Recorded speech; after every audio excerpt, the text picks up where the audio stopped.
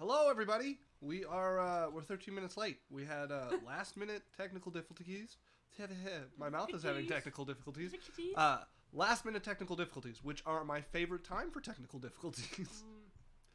Okay, we're ready to start. I'm going to start with the recap. Ooh. Oh yeah, Dad's not here. Yes, thank you. That's the one announcement. Is, as you might have noticed, Runa is the entirety of that new big screen we have for the both of them to share instead of having them sit beside each other but still have a bar in the middle of our Twitch overlay. So yeah, she's got a lot of room to lean or do whatever she wants. I get my own camera this time. Yeah, exactly. So, where we last left off. The party met with Nem once again and learned a little bit more about the history of the shadow dragon that they were to take on. They learned that it is a dryad heart that they are angling for, and that while searching... Okay, they can hear us. I have a weird title for here, but yeah, searching for a way for them to get back into the homeland of the dwarves, they went and introduced themselves to the dwarven embassy, the Blue Hammers. They were met at the gate by a manservant who had been expecting them despite them not announcing their arrival. They met with Zandak and were offered a proposition. They are to kill a smith for him. In exchange, they will have entrance to Sanctuary, the alternative being Bleak. Afterwards, there was a whirlwind of emotion and romance. Some moves were put on Beryl by Yaisel, who is now growing a flower garden for her budding love interest. Barian and Sasha managed to reconcile after he explained that he had not been ignoring her, he had been dead. Their relationship also advanced into something a little more than the casualness that had been there before, despite Sasha sharing that she would be withholding some of herself back, fearing that he might perish again. Over the 4 nights that they took to rest, Wednesday and Dre went through a tumultuous journey, which ended with both of them bearing their feelings and both telling each other that they aren't supposed to like each other. Many a tear were had, but we come back to the day of their departure. Nem, with the whoosh, awakens you all, arriving in your living room. Good morning. Morning. We're leaving today, right? I said I would help you get there. Yep. I just have to... She actually cut the flower this time. She didn't pull it out. And she's like, I just have to give this a barrel first on the way out. We're not walking out. Can we poof there? Yes, we're going to vanish from here and reappear there. Can I poof to barrel?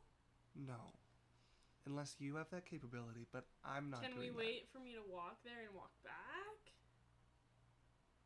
I mean, I have quite a bit to do. I'll give it to her another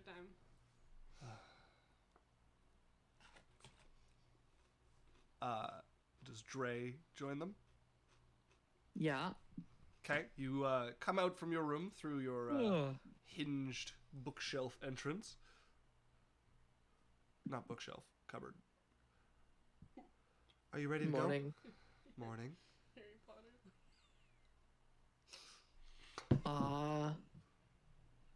Yeah, I guess so. Is Wednesday around? Yeah, she could be. There's just like awkward eye contact. Okay.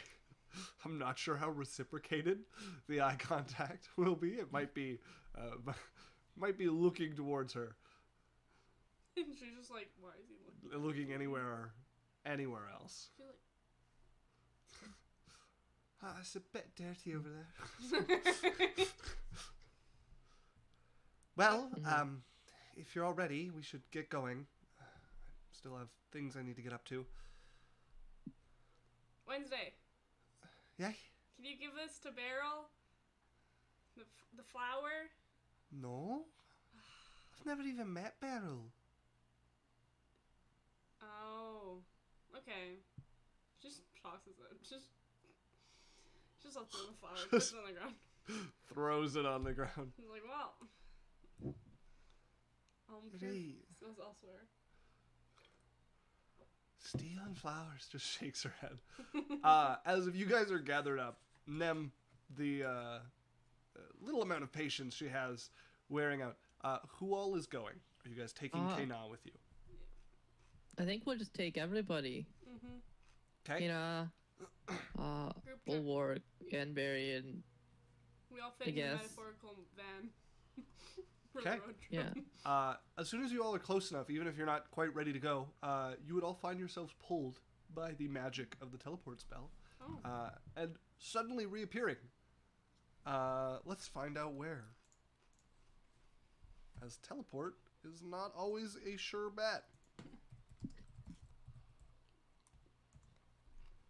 This is gonna go great. Guaranteed to go well.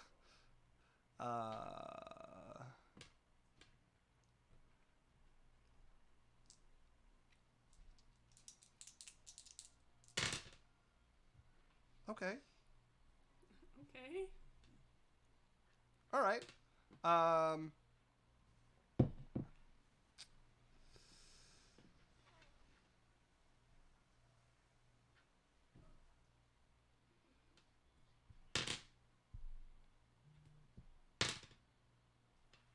No.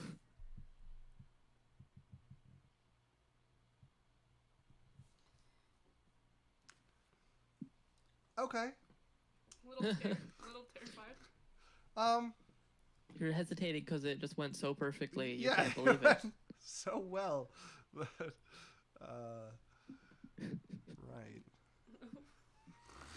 Okay. High hopes. The optimism in the room, you can just taste it. You guys appear in a forest, which is not where you intended to be. Trees around you. It's rather sparse.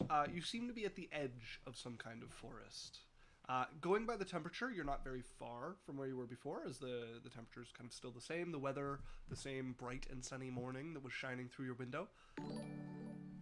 Oh, Who is that?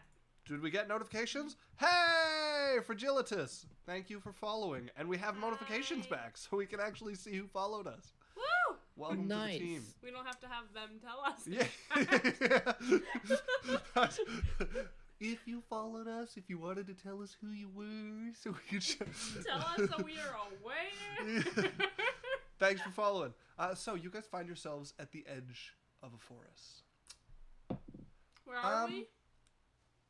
I have no idea. This doesn't look right. Well, none of the spatial distortion tried to tear us apart, so we could be anywhere from only partway there to the same amount of distance in the opposite direction. I really don't want us to be in the opposite direction. I'm hoping not as well. We can just try it again, though, right? Well, I had to teleport to get to you. I mean,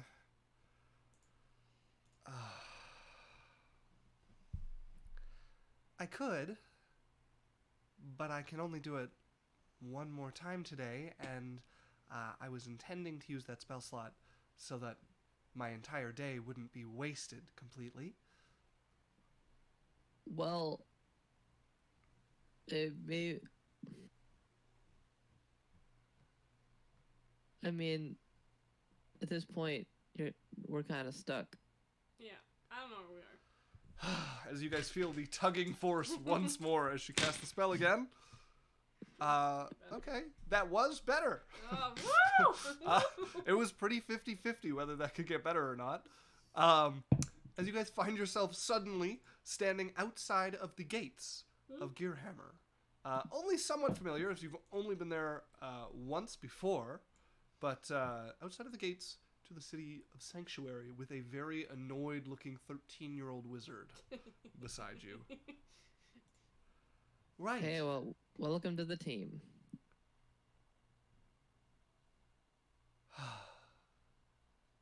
She looks like she's going to cast something and then stops. You have a feeling it was going to be directed at you.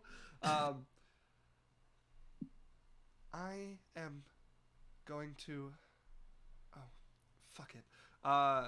She is going to turn to a little bit off the side of the road. And I need to see how long this takes to cast. She's going to start casting something. She's walking like circles around a fairly large area. What are you doing? She just puts one hand up that she's not using for casting, and she's like mumbling the spell. And she'll be doing that for the next 10 minutes. So if you guys want to hang around, you can. If you want to go in, you can do that.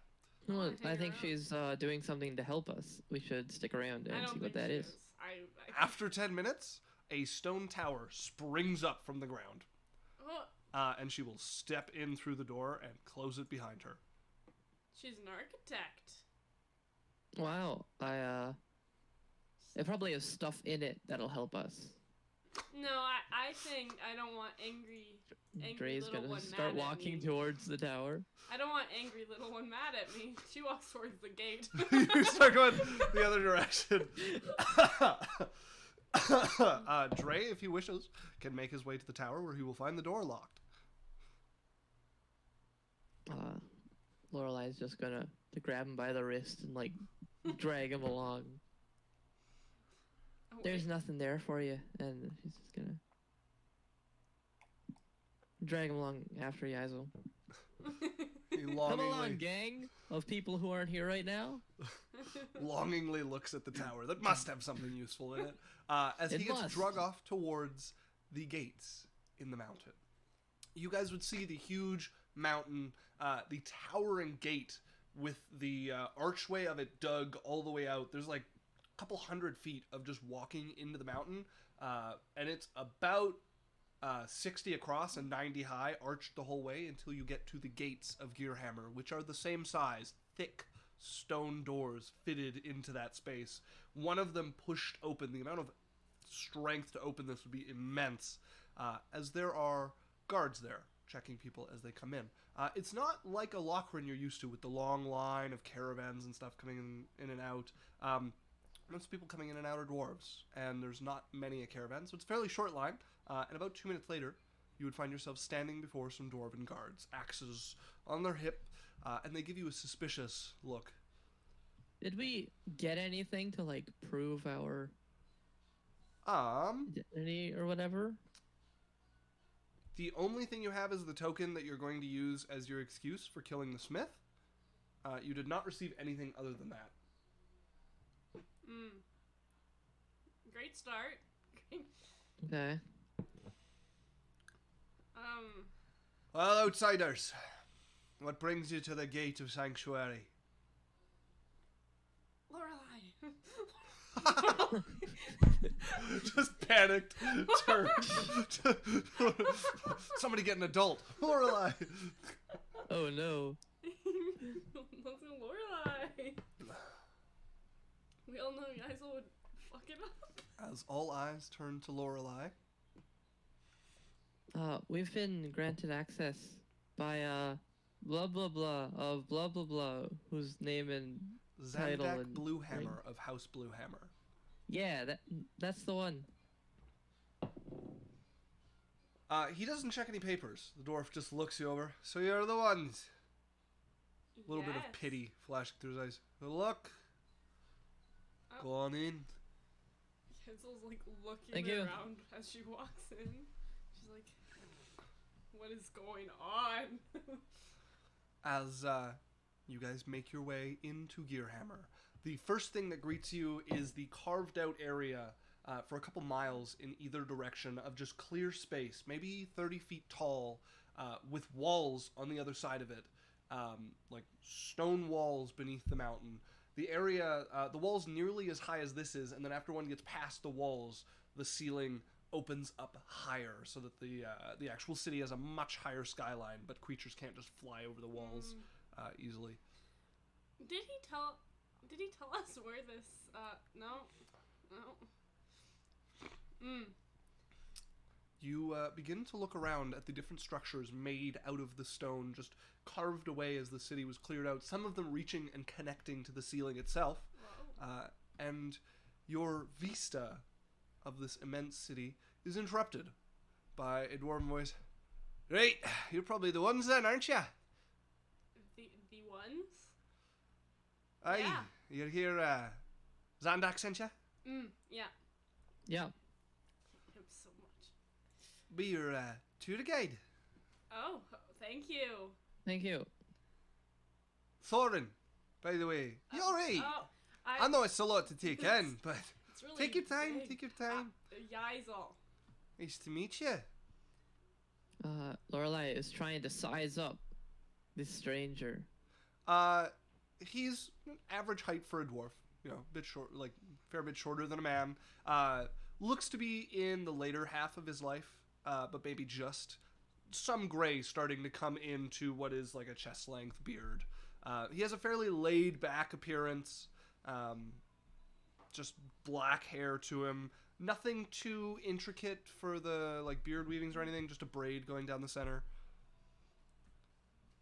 Introduce yourselves. Dre. Lorelai.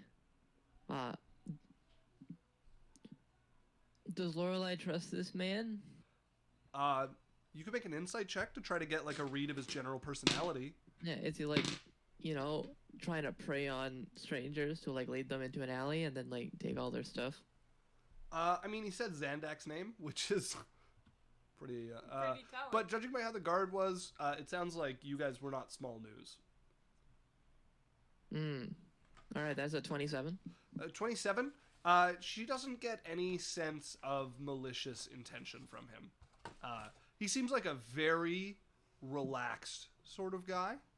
And she's not entirely sure he's trustworthy, but nothing malicious at the moment. All right.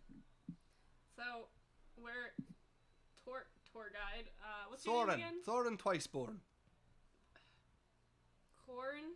How are you born twice? Oh. Corn. It's a family thing. It's not a long story.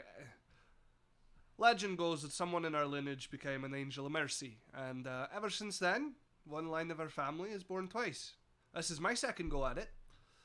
For the only time that Dan's not here when he needs to know about an angel of mercy. Yeah, I don't think any of us have anything important about that. No, that's weird. Okay. Neat. Corn. Where is blacksmith? All right, I can take you there. Not a problem. I thought you might want to relax, see the city a bit first. Oh, yeah, I do. Yeah, Anything worth seeing? Well, I was thinking something for lunch, breakfast maybe. Food. I'm in. It is early. Food? I know a pretty nice place. I think you'd like it. Well, I don't know you at all, but I like it. It's called the Twisted Peach. Okay, let's go. I'm excited. All right. You hungry? Always hungry. Well, follow me. Come and see the city. I mean, there's the ship's always worth seeing as well if you take a fancy to looking up something like that. Yaza looks at Dre and says, "If you fake anything in a city where they don't want us here, I will kill you myself." Fake. You're not a sea captain. I am an air captain, though. This is on water. Are the boats here on water? Just one boat. No, it's not on water. Is I told you. it an airship? You have to see it to understand, if I'm being honest. Does it move? I'll take you to it. Okay. I'll take you to it. Right then, well, follow me to the Twisted Peach. As you can see, and he just starts walking with you guys. As you can see, most of the houses built out of the ground, most of them into the ground. You see a couple 2 stories, but most of them are at least 3 stories down. We're a roomy sort of folk. Low ceilings, though. As he just starts introducing the city to you and its construction, not many of the buildings actually spire to the ceiling. The ones he does, he assures you, also go up into the mountain as well. As he will slowly lead you winding through the streets. You were expecting, going by this guy's vibe, some sort of like seedy dive bar or something like that. This is a fairly decent establishment he takes you to. It's got the sign in metal on top, the Twisted Peach, and he leads you in and gives a wave to the server who was coming over to seat you until she saw him and just waves at him as he takes you guys and finds somewhere to sit down. Right, I don't know what you eat, but Food. What's your suggestion? the Landshark's good. Landshark. Aye. I've never had I want to try a Landshark. That's pretty good. All right. Okay, I'll get that. Aye. Don't get the oysters. They used to be good. People still talk about the oysters here. They don't have that chef no more. They're not good no more. Don't order the oysters. Crab's not bad. Lots of mushrooms. It's Gearhammer. That's mostly what we grow. So the mushrooms are great too. Okay. I'll just get the Landshark. It's a good choice. Yeah. I'm a sucker for a good recommendation. Right?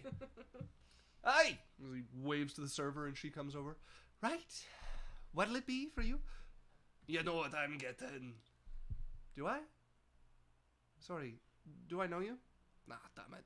A Landshark for the table. Just one or one each? They're big folk. How big are they? They're fairly large. Two. Get two for the table. Landshark. Are you alright? Yeah. Okay. Yeah. Great. Absolutely. Fantastically. Landshark. They're also, they have another name. They're a monster. They're called a boulet. But Landshark's what everybody prefers to call them. Landshark. Hoo ha ha. What? What? You alright? I don't know. I feel like it deserves a theme song. That wasn't a theme song. Well, it's kind of a chant. You gotta repeat it. Okay. Well, Any we're in the drinks? mood.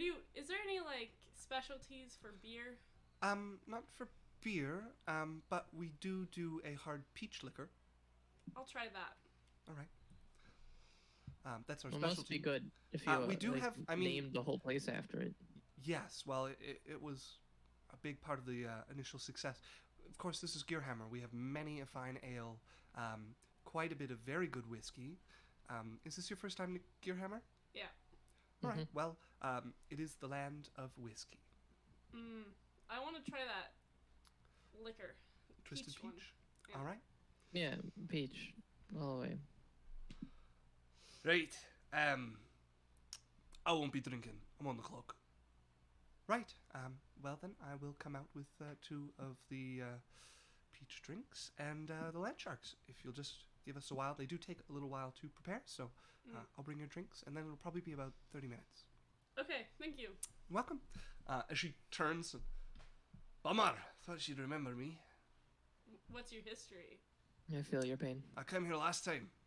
Thought she was cute. Didn't hit on her though. But I was friendly, you know. I thought maybe she'd keep my face, right? She's new. I've played my cards with the other servers, we'll say. So I was hoping maybe she'd remember my face. Whatever. Look, if you really think there's something there, you should go for it. Guys, it looks back at the waitress and is like, I see why. She's fine. She's fine. She's woo! She's a fine lady. Yeah. My All advice: of them are. go for it. You never know. Maybe be more direct instead of just smiling, being happy. Directness is key. Some people don't pick up on things. Right. Well, I mean, You. is there something People juicy going in on here I general. should know about?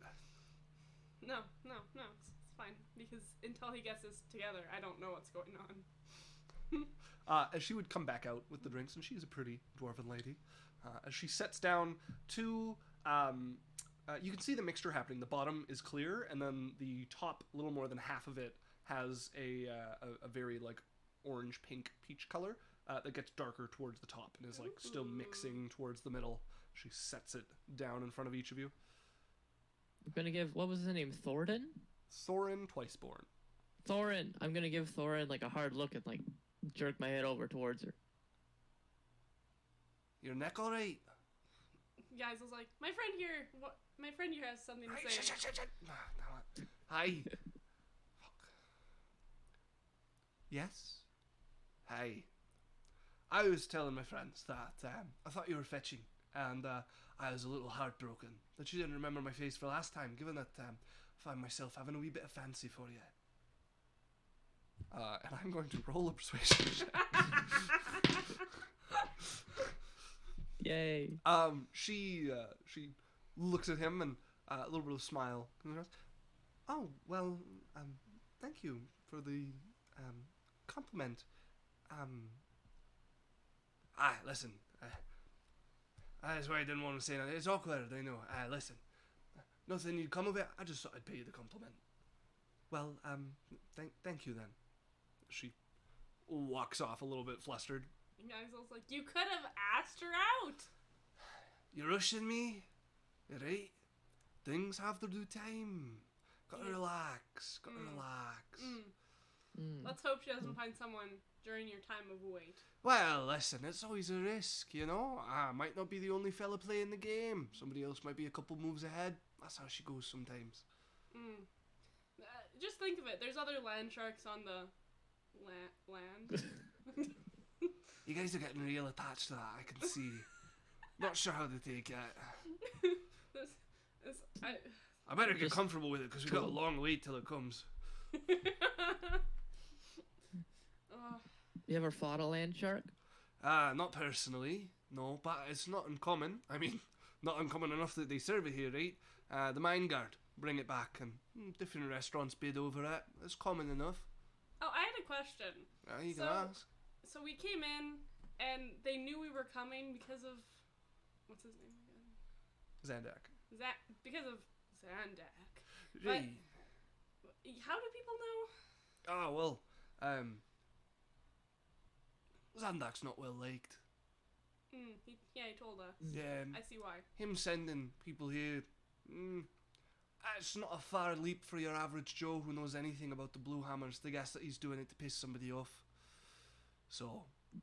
Okay. Yeah, somebody hears that Zandak sent a couple of knife ears in the town. Well, not a leap to assume there's going to be trouble. What happens if there's trouble? Well, it depends what the knife ears get up to as he looks you guys over. We're peaceful. We're Landshark. I hope you're not peaceful, because I'm going to need you for something decidedly not peaceful by the end. If you remember the agreement. Well, that was what I was going to ask, is like, does everyone know about that too? No. But people know when trouble's coming. And they're not wrong. He sent you here to stir up trouble, didn't he? Yeah, I hate him. I heard. Stupid. You should watch your mouth. Zandak has a lot of ears around Gearhammer. Less around the Lochran, I'm told, but here... I thought no one liked him. Well... Gotta have a good reason to be that infamous, don't you think? Hazel just grumbles and takes a sip of her drink, and she's like, damn. That's pretty good, isn't it? This is so nice. Yeah, it's it is a hard liquor to it, but it goes very well with the peach, that it doesn't really taste very alcoholic. That's You could dangerous. get very drunk. That's very off dangerous. of this. Yeah. She looks at Lorelai and's like, Lorelai, don't let me have more than one. So Wasn't planning on it. Good. We still have work to do. We all know Yaisel. If she was just there, she'd be like, well, time to get a little drunk. No, you should probably hold back. Yeah. Work doesn't do great with alcohol. But we got some time to putter around a bit before we have a place to be. Oh, what do we got behind us? Oh, there's Louise. I don't know if the stream can see it. I don't think so. No, not with where I'm angled or Louise with is the on view. the fence. Yeah, she's visiting. It'll be a few minutes of conversation later. Do you guys have anything in particular you want to ask him during this time? I'd ask him about like any extra information he can give us about like the Smith or anything we should watch out for. Well, he's fancy, ain't he? Caught the eye of the Black Hammers. He's, it doesn't work like a normal smith. They say he's got, fire in his blood. Works with the metal harder than anybody will get close to.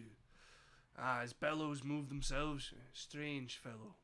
But smith's like nobody's business. Mm. Which is an easy way to get famous in the land of the dwarfs. So he came back from travelling the outside, got the eye of the Black Hammers, and they've been keeping him to themselves. The boss made him an attractive offer to come work for his interested parties, and he's refused impolitely at that, so something's to be done about it. Is he like... So I assume he's a little strong since he can just make things that are made out of metal. But does he have any like magic or... I don't rightly know. Just heard the tales. The bellows working themselves, the fire in his blood. Probably. Sounds magical. It does, doesn't it? Sounds a little, yeah. It's a little Unless that's like a thing, because like apparently dwarves can just be born twice. Listen, it's just my family. It's the only family I know of that's like that. So don't go getting your hopes up about the magic of the dwarves. Aye, we have magic. We even have a few magi, but Impressive. So. And then there's Grandmaster Roll, and he's another story. Grandmaster Roll? Aye, Grandmaster Roll, most famous of the dwarves, and the reason Gearhammer Never heard of him. Never been attacked. Have you been living under a rock? No, I've been living above the rock. Hey, you got my joke. Good. Okay. Yeah. Is there like anything that the smith enjoys or you can get on his good side with? I don't know. The No? Black Hammers keep him quiet, like. Doesn't have any friends as far as I'm aware. We might have hit them first. What's your O there? Well, it's just kind of sad. Aye, perhaps. I hear he's a little bit of a hermit, though. Not a lot of the dwarves go out and adventure and still come back, though, so must have had a little bit of mountain in his blood after all to come home. Wait, fire and mountain? Ha! All dwarves in Gearhammer have a little mountain in their blood. The fire's the weird part. Okay. Still sounds magic. It does, aye. Other than that, I don't know what he's capable of. You got me on a time limit, though. If the Black Hammers catch wind, and they'll catch wind, you'll want them dead before they get there. It's going to be a real tough position if he's there to testify for himself, if you know what I mean. And do a good job. Make sure there's not a body for them to bring back. There are clerics in Gearhammer, and if he's in good enough shape, they'll have him on his feet in no time. And that will be bad for business. Can I crush him? Just... Flame's the best way. Take his head off. He's as safe as crushing him, but Flame's safer yet. There's a couple magics that'll bring a limb back. Not sure the Black Hammers are willing to invest that much on him, but pays to be cautious. Is there a magic thing that can bring a head back? Aye. That's head? That's a limb, lass. It's Is a limb. it? But it has I've never brain in considered a it. head a limb. Oh, well, it is. If you ever do wrestling, it's your fifth limb. Okay, It's never been my thing. we have to There's magic that can bring him back with a little of just his dust left. But I doubt the Black Hammers are going to pull a card like that if they even have one. The good news is it's a forge, so... Hey, there should be heat nearby. Yeah. So, we don't have much time. Because we don't want... They're going to find out if... Oh, the Black Hammers will know you're here. But I doubt they know what you're up to. Unless we've got a serious leak in our little arrangement. In which case, we're all bollocksed. Oh, great. Is it worth trying to set up a diversion? Something else for them to chase after? Aye, it is. Oh. Which will be me. Right. We've already set one up. What's the diversion? I like the way you think. It'll become very clear in due time. Oh, okay. For now, I see our food coming. As she comes out with what's basically like a chitinous shell a section of it. It's kind of oval, like oblong in shape, curved at the top. This creature itself is has like a kind of curving body with like plates, large, long plates overlapping on it, and they've taken some of the plates and basically stewed the meat until it's soft enough to eat, and use the chitin from its back as the serving plate. As two of them get set down, just these like almost 3 foot wide and about 2 foot tall platter of meat on the actual hide of this creature. Here you go. Thank you. Thank you. And she starts putting out some cutlery. The knives she's putting out, big, like chef's knives with like the huge bottom. She's like, the meat's a little tough. We stew it for quite a while, but you'll need the knives. Any more drinks? I think we're all right. No, thanks. All right. Well, I'll be around if you need anything. Feel free to call me. I'll come check on you in a little bit, see how everything's going. It goes well with something a little spicier if anybody wants hot sauce or pepper flakes. I'm okay. Anyone else? I'll take the hot sauce. I'll be right I back love then. some. And she will come back with a tub of hot paste. Right, dig in, Landshark for the table. As he takes a knife and hunks it in and starts working to carve off a piece of it. Yaisel's just watching. Yaisel's like, There's some effort involved until he gets like a nice big like fist-sized chunk out, puts it on his fork, and just starts tearing pieces off of it. I like the way that you have to eat this. And he just grabs some of the paste and like covers it, almost like a candied apple at this point, and starts just tearing chunks off of it. Face just covered in hot sauce. You can tell his lips must be just burning from like the smear of hot sauce. He's gonna get some pimples later. Tough as ever. Word of advice: if you get any gristle, just spit it out. It's not worth fighting. Okay, Yaisel Alright. takes her knife and attempts to copy him the exact same All right. manner, but a tinier piece. The smaller the piece you try to get, kind of the harder, like more deft the work has to be. You get your piece isn't necessarily, it's smaller in some dimensions, but in others, like you get this like jagged chunk of meat. You like tear off a chunk of it, chew. Not quite like rubbery, but very tough meat. Not at all like the sort of like stringy meats you'd be used to. Almost rubbery with how tough it is, but not quite the same. Okay. The flavor, not a lot to be said about the flavor. It's mostly texture, but with the spices they put on, it goes very well.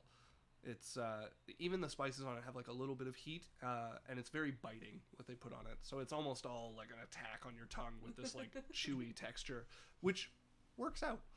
Yeah. If you're the type of person who doesn't like chewy meat, though, this would be hell on earth. Yaisel doesn't care. All right, you guys dig in. It's good food. It's very different from what you're used to. You can see like Yaisel's tail, like just, you know how it moves when she's happy? It's just like moving, and the chair's behind it. I like to the point where I think a waitress came over and moved them because all you could hear was brr, brr, brr, brr. You hear scraping as somebody moves the chair behind you, and they make a point of not looking at you as they leave there. And he's like, thank God. Yaisel doesn't notice or care. She's just happy. You guys tuck in. Thorin eats quite a bit. I don't know what your guys' appetite is like, but if you guys eat like more than average, you'll finish it all. If you guys eat like a normal person, there'll be some leftovers. No, she eats definitely more than average. I don't think her normal is everyone else's normal. I think the only one who would eat more is Kana. Yes, yeah, Kana would be. Her and Yaisel are having a competition. Who can eat the most faster? And they're making direct eye contact. You're a dragonborn, right? Yeah. You're suited to this. You have the more like lizard-like teeth. Yeah. I'm sharp teeth. You would have a natural. You would beat her. You'd have a kind of natural advantage over her. Yeah, so just like glowing. She's like, yeah, I just ate that. Yeah. You guys finish off the meal. The waitress comes by a couple times to check how everything's going, and by the end of it, Always when our mouths are full. Yes, absolutely, right? yeah. And it's not like where you can like chew and talk to her. Like it takes a long time to chew through this stuff. Yeah.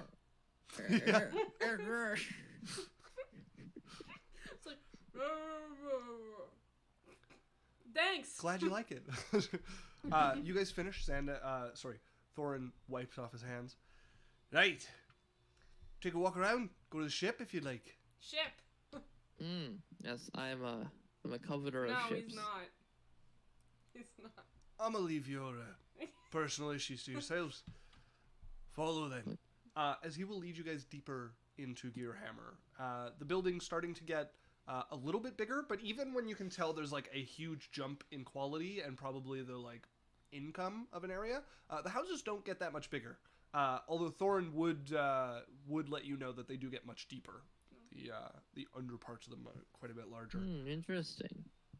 As he leads you over to one of the bigger squares you guys have seen down here, just like a clear area all the way to the ceiling, and dominating the center of it is a massive ship.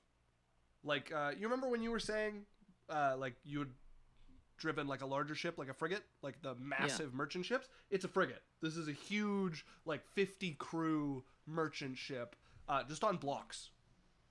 No wheels to it, no nothing. It's just on blocks in there. Whoa. One question. Hey. How? Well.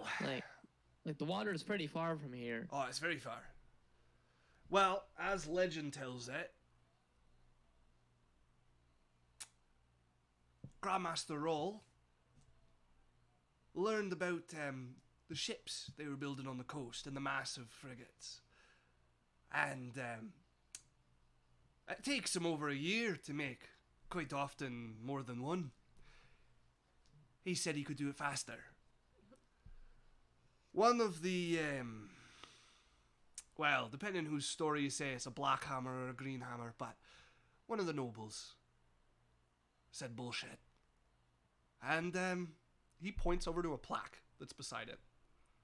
And if you guys walk over, in messy handwriting, like hammered into this metal plaque, it just says 1 month, 3 weeks, 4 days.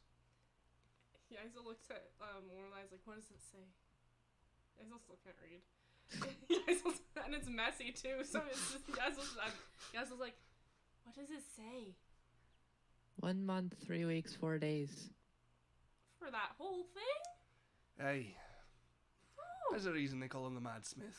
Although this isn't made out of metal, he dabbles in more than just metalwork.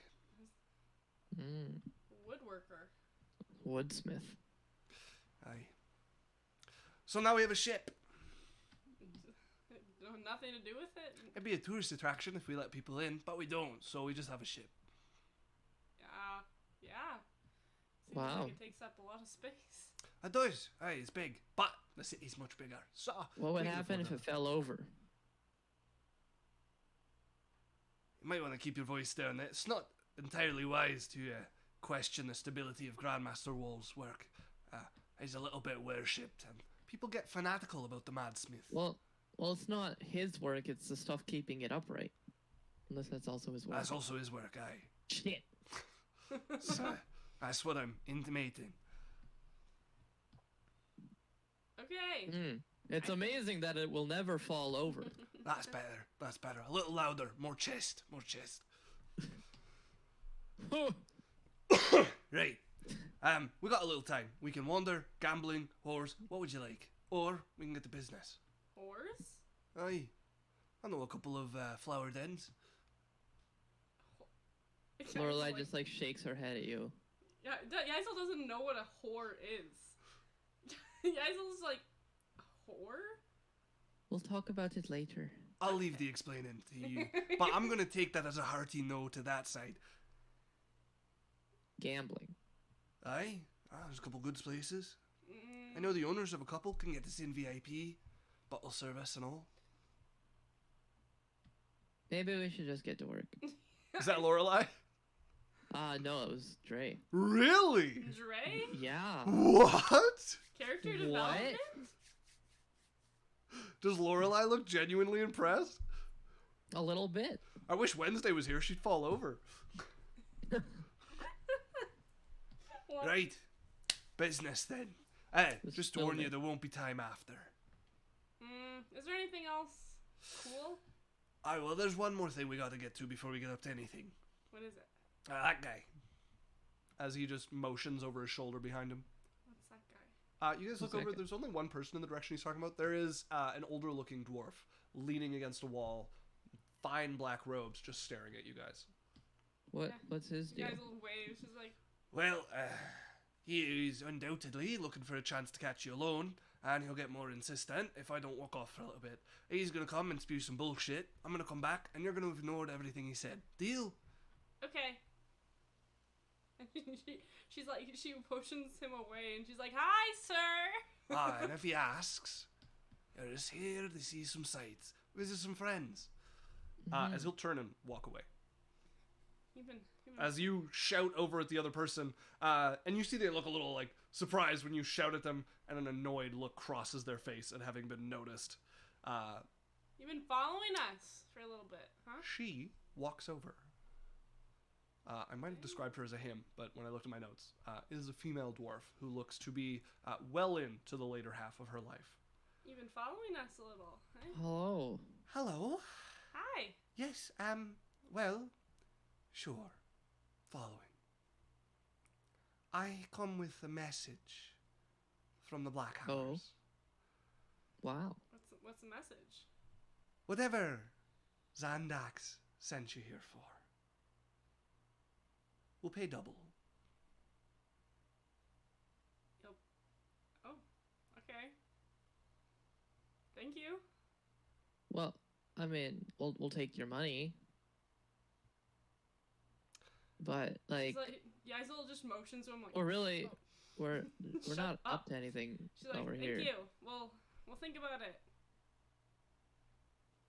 I'm hoping for a yes or no. Can we talk about it a little? Be my guest. As she graciously steps back, a little bit of a half bow. Yazel's like, okay. She's quieter. She talks a little quieter, just a little. normal voice. And she's like, so he'd never offered us money. He just offered us entrance. And So double is actually nothing. yeah, they would just I wanna also point that just out. give us entrance, and we would have more trouble when we got back. Well, actually, I think they're more well liked. But we have to go back there, and Blue Hammer guy, whatever, doesn't. I don't want that's a good to be point. on his bad side personally. All right. We're leaving here, maybe. We're leaving here. But might be we tell leaving them. here. But we tell them yes, right? Or well, because we're not up to anything, so. Yeah. No, but we should say we're not up. Her brain's fried now. She's like, too much thinking. Too much thinking. We'll say yes, but we All right. won't say anything further. How about you just leave it to me? Perfect. I need a drink. All right. If you motion her back over, she'll step over. So, come decided to be the guest of Blackhammer and give up whatever escapades you've been sent on? Yep. Well, to be honest, we're just here as like a launching point for a thing that doesn't involve any of you at all. So I don't know what you want from us. I'd like you to not carry out whatever Zandak sent you for. I'm sure you're here to bite at House Blackhammer, whatever it be. Or one of the other houses, maybe. Either way. I'd like to take you out of his employ and keep you from whatever trouble you're here to stir. Right.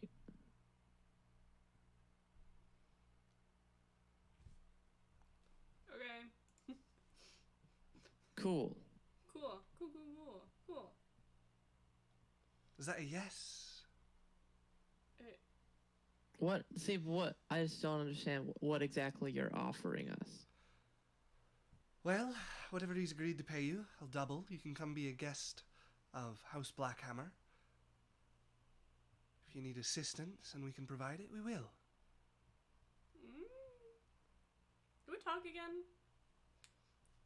Of course. She backs away once again, a little less politely this time, but... So, we have to fight a big guy, big dragon, just a little large, and Large dragon. Yep. a couple of us almost died last time with just us, Yep. and they can give us people to help. I don't think they care that much. That's true. But And the blue hammers are in Alakran. oh, Black hammers are just here. So if we piss off the blue hammers, then we have to deal with them in Alakran. yeah, okay, all right. If you wave her over, she'll come up again, a little impatiently. Well, guests or not? Guests. Oh. Well, good. Yes, come with me then. I'll show you down Blackhammer. We want to go look around. We're first. good. Yeah, we're still sightseeing. Right, I can take you sightseeing if it pleases you. We have someone who's We doing have a- sightseeing. we We're trying already to have give a him tour guide, it's a relationship little advice awkward. Too, so that's a little important. So Yeah, not we're invested in him. guests, Then We are guests. We I'm wanna look sure around. we'll be And able to someone track already's you giving us down. his time. what did you say, Alex? I'm sure we'll be able to track you down.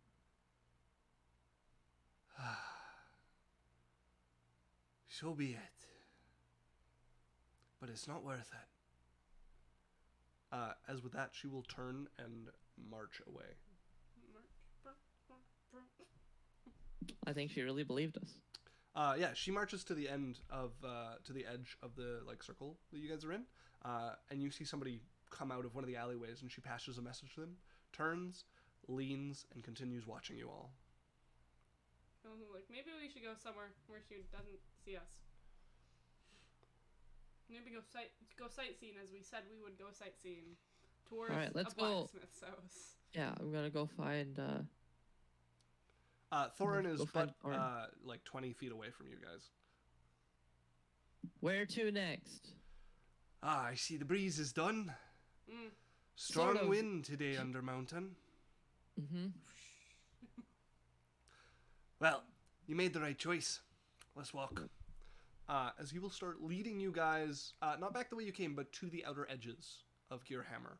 And it's a fair bit of a walk that it takes you guys before you arrive at what is in one of the less wealthy areas, a courtyard that has a fair bit more opulence than the ones around it. And you can see an open air smithy there. You can hear the tang of the hammer working on the anvil. You can hear the whoosh of the bellows. You can feel the heat even from outside of this courtyard. As Thorin will turn and lean against the wall, he's like, distraction time. Wait. I need to make sure this is charged for when we have a fight because Okay. that's my character Yeah, sheet. yeah, very well. You're a few minutes too late. No. I just need to charge just a little Right, and they, they're probably on edge because, we did a pretty good job convincing her that that we weren't up to anything. But I think she's just gonna think we're up to anything. Yeah, regardless. she's a street over, leaning against the corner, watching you guys with a more and more worried look on her face. As you guys see somebody come out of an alley, walk right towards her, and in a voice loud, clearly for everyone to hear. Or a servant heart, I have words for you and your kin, matters of importance to the council. And she says something back, and you can hear the grin in the voice. Well, it may be so. You must take me before the council. You yourself guide me. By our laws and by yours. Two different laws. So and you can see the a anger. different guy, not Thorin. Different guy, not Thorin. And you can see the anger as she grabs this dwarf by the arm and starts marching away, just casting looks back at the group of you. And he's like, and that's your cue. Let's go. Where are we going? You guys are directly beside We're going to him. This place? This one right here. Which I will activate. This one right here. This one? Is it this one? Shit. I can't see. Okay, now I Barry can. and Oh, Dre. now I can't. Okay, now I can. Did you guys bring Bulwark? Yes. I think so. Erna, Bulwark, Lorelei, and Yeisel. As this is the outdoor smithy you guys would see.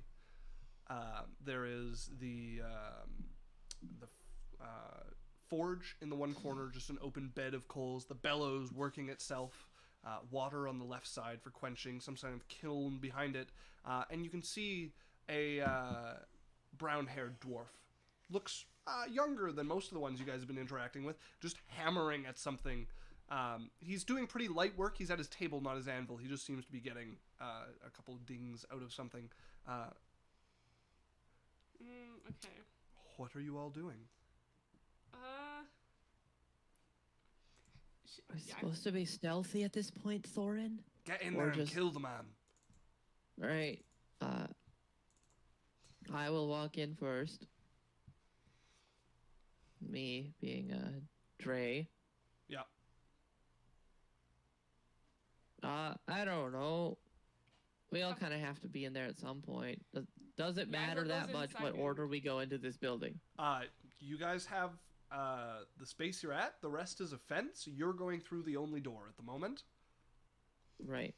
On the other side of it, that's open space. This is just like a cutout of the smith area. But the side you're on, yes, it does matter who's where. Okay. If it helps, we can get into initiative. Yeah. Initiative. Yeah, can we just, let's order us based off of initiative. Okay. That seems better than strategicness. Go ahead and roll me initiative. Everyone gets to roll initiative. Oh, God, why did I bring everybody? If you want to leave somebody behind, now's the time. Bulwark could come off if you wanted. You guys could have left him behind. Yeah, let's leave Bulwark behind. He's not very stealth assassin-y. He hasn't done anything important yet. Bulwark was never here. I think, honestly, Lorelei would be the best for the stealth out of any of us. Both brothers are very sneaky. Yeah, Alright. Lorelei. Tell me who you want, and I will, I would like Lorelei first. 14. Okay. I'll take Yeisel next for initiative. 7. I will take Dre next. 17. 17. And Barian last. 22. And Barian first. Yeah. As Barian's up. Alright. He'll go in.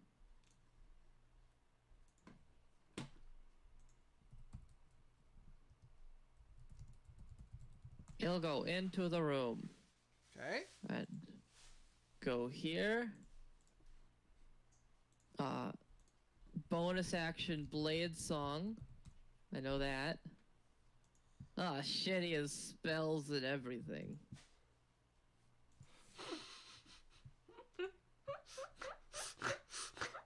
This is great, watching you have to become your brother. Yeah, wizards are the worst to take over. So, Okay. Barian enters. As that happens, seeing you guys come in unannounced, he will take a ready stance. You mean we don't surprise him by Correct. all marching in single file? Alright. Yep. That's crazy. Would never imagine that. I've used my bonus action, so I can't hold an action, correct? Yeah, that's correct. Okay. No, sorry. It costs your reaction to hold an action. Okay.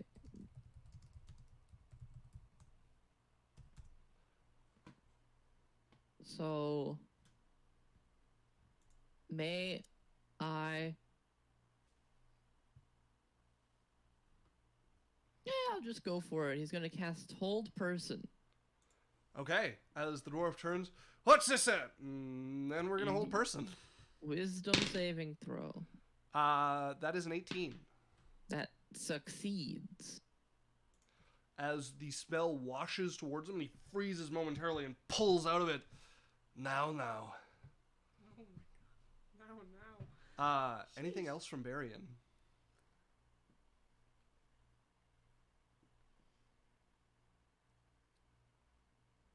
Oh, I should have looked at the rules on this. I don't have to see someone, apparently, to use my... who cares? That is it for Barian's turn. Okay. The dwarf is going to turn, picking up his hammer, hefting it, and just swing it at Barian. All right.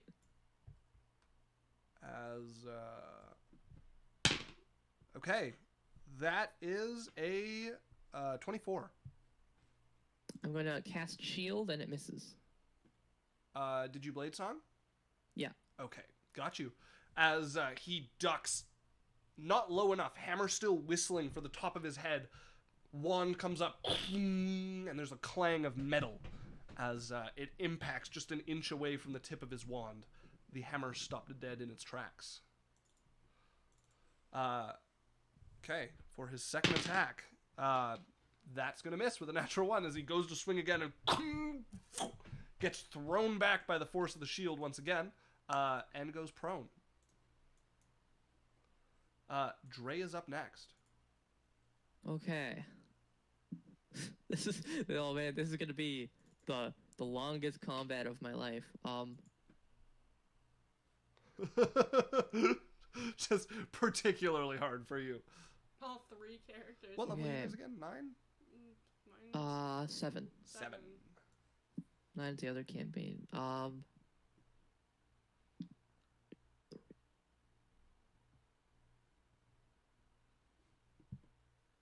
Okay, Dre is going to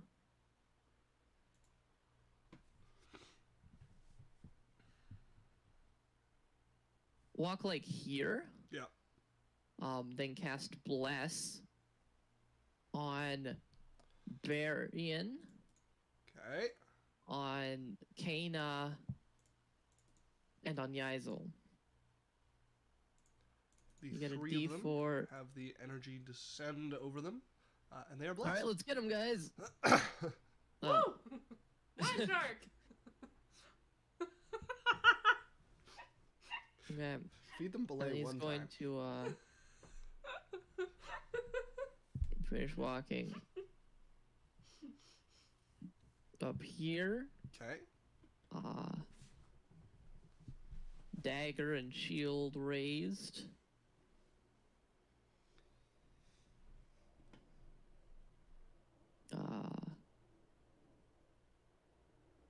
Lorelei's up.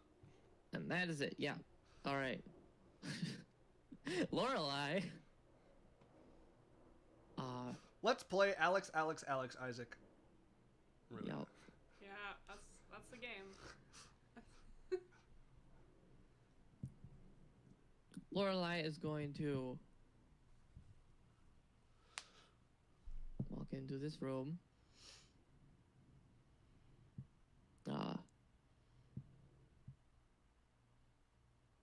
Walk to the back of it. Actually, she's gonna walk like here. Okay. Right. Just let me check the spell range. Yep. I'm just gonna cast Tried and True Spirit Guardians at 4th level. All right. That goes in a radius rounder, right? Radius of 15 feet.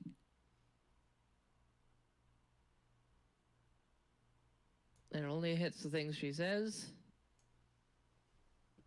Of like psychic little orbs of light that like flare in his eyes. Or mind's eye, weirdly. Mess with his head. All right. I'm Is just that seeing at the if he start has of their turn? Yeah, I'm just seeing if he rolls immediately when I cast it or not. She steps in, magic What- pouring out of her as the Yeah, spirits start to when- flit about. When the creature enters the area or starts its turn there. So not until its turn. Not yet. Yeah. So 15 would reach him, right? From where she is? Just Correct. to be clear. Okay. All right. Lorelai's done. And it should be Yaisel with the bless buff, not Lorelai. Correct. And then, just checking bonus actions. Nope. That's it for her turn. All right. Next up, coming out of the cracks in the ground next to you all and immediately enveloping Barian, who was within the space it was hiding in, Oh no. you see a swirling mass of air. Man-sized as it comes up, vaguely in humanoid shape. As, oops, I've opened the wrong thing. Shame. There we are. This swirling bit of air is going to come up inside of him, which is going to immediately use its whirlwind, because everybody in its space. So, I need a strength saving throw from Barian. Okay, he gets a plus D4 to it. Because he's blessed. Yeah, that is a dirty 20. Okay, that is a success. As debris is picked up, a couple of pieces of unfinished metal pulled off the tables and starting to whip around and be pulled into the creature, slamming into Barian. 24 damage, halved to 12, as he gets bludgeoned by the things pouring towards him. He is, however, not hurled by this elemental. Okay. That's what it's going to do for its turn. As next, from the embers of the superheated forge, you see some of the flame darken as pulling itself from the flame and like dragging itself out. A form of fire appears. All right, it has to make a wisdom saving throw. As it enters the space? Does that right. make sense? Yeah, that is a 5. All right. He takes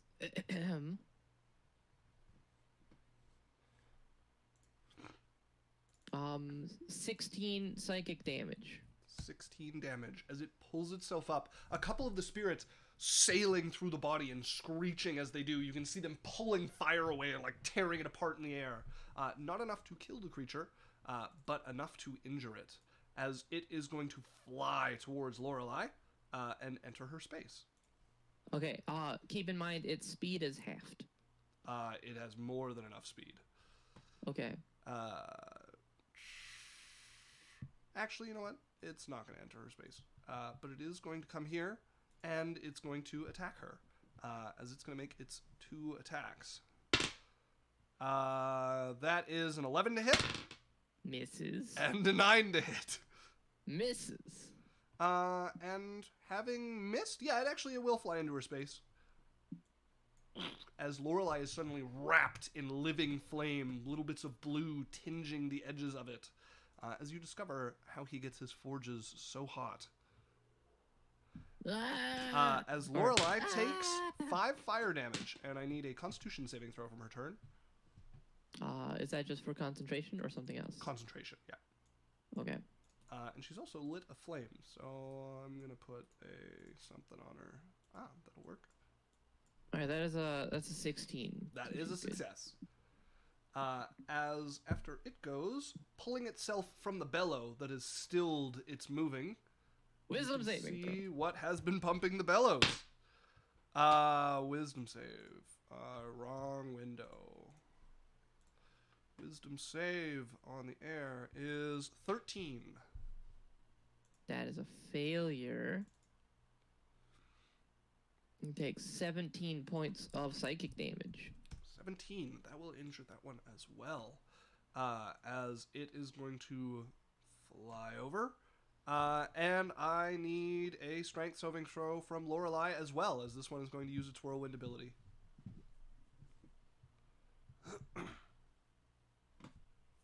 Alright, that is a 10.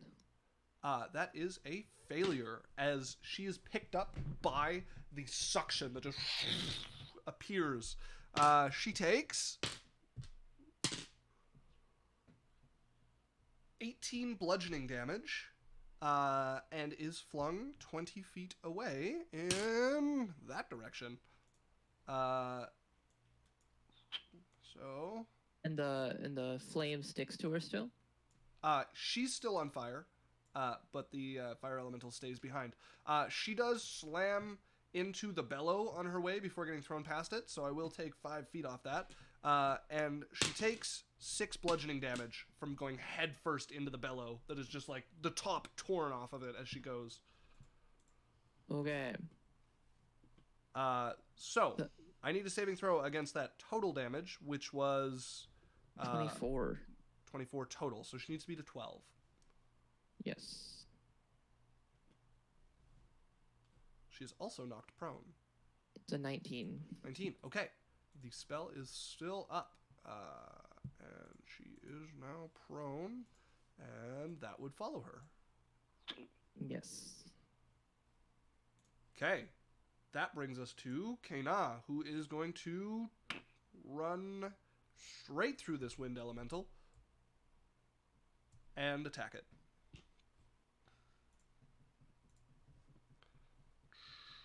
Where'd her stats go? There they are. As she pulls her Fey Touch Blade, that is a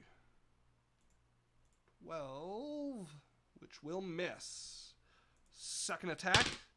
That's much better. That will hit as her blade cuts through the elemental, and you can see a bit of a green trace left through the wind as the blade passes through. 4 plus 7 damage. Okay. Okay, that is Kena's turn. That brings us to Yazel. Okay. Is there any way for Yazel to just run in at the guy? Yes, yeah, she could. Okay. So she pulls You are out- going to take an attack of opportunity from the fire elemental, however. Yeah, let's try it. Let's... Okay. You sprint in. I don't know why Yazel's vision is black in there, but that's okay. We're not using her vision. The fire elemental is going to take its attack of opportunity on you. The stream is at the moment. Like, the stream can only see Yazel's token. Thank you for mentioning that. I have fixed. Alright. This is what's been happening. Yeah, no doubt. So, Yazel, that is a 13 to hit you. Fails. Okay. You manage to duck under the swipe, popping up, passing through the wind elemental that's just settling from its cyclone of hurling your companion. You have advantage on any attacks against this dwarf that you're attacking. So she pulls out her rapier, her sword. And you get a and just D4. tries at him. Just Well, these rolls as swings well. directly at him. Okay, go ahead and roll to hit. Yeah, so you roll twice and keep the higher, and because you are blessed, you also have an extra D4 on your roll. Oh. And it's D20. I know. Oh, right, for damage, yeah. Ah, shit, I forgot. Drake can reduce damage people take. Shit. That's fine. Both suck. What did you get total with your bonus? With the bonus? Yeah, don't forget your D4, and then your weapon will have a bonus, right? Oh, yeah.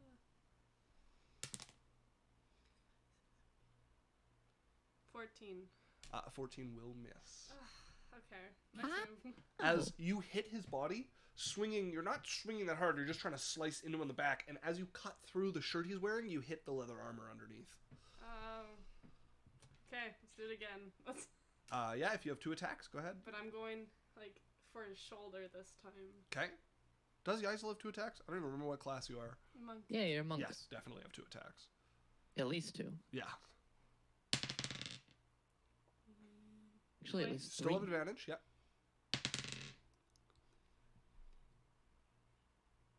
22.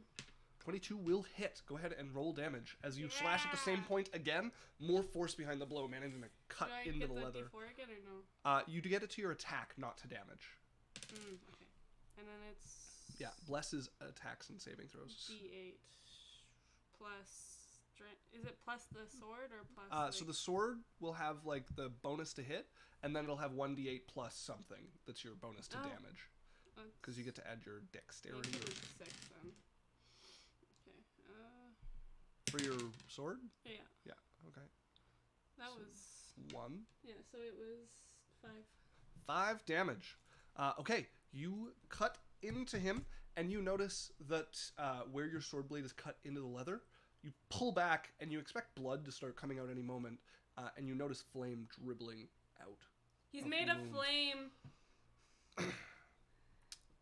Okay, you also have a bonus action attack that you can do. Okay, So if you want to attack again, but this one's with your fist. Yeah. And that would be the strength, I guess? No. What would the... It'll be your unarmed attack. Unarmed strike, yeah. Okay. You have advantage on this as well, because he's prone and flanked, so... Do I still get another roll? Roll the d20 again, yeah. Oh, okay. 19. That'll hit. Go ahead and roll damage for your unarmed strike. That is... As you punch into him once again.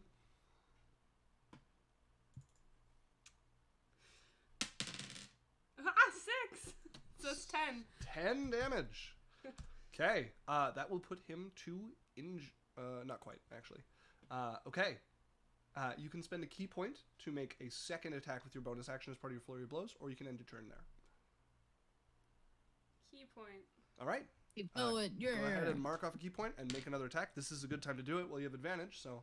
Okay. Go ahead and roll to hit with an unarmed strike. Okay. Still have advantage in your d4. Yeah, I know. I don't want to find a good one. Okay. Okay, it was a 9 plus 10... 17. 17 will hit. Go ahead and roll damage. Woo! As swipe into the armor, swipe, the blood comes out. You bring back, elbow into him, and then bring back your fist with the weapon across the back of his Another head. 10. Okay. Yeah, that will put him to injured. Yeah, it was just like that.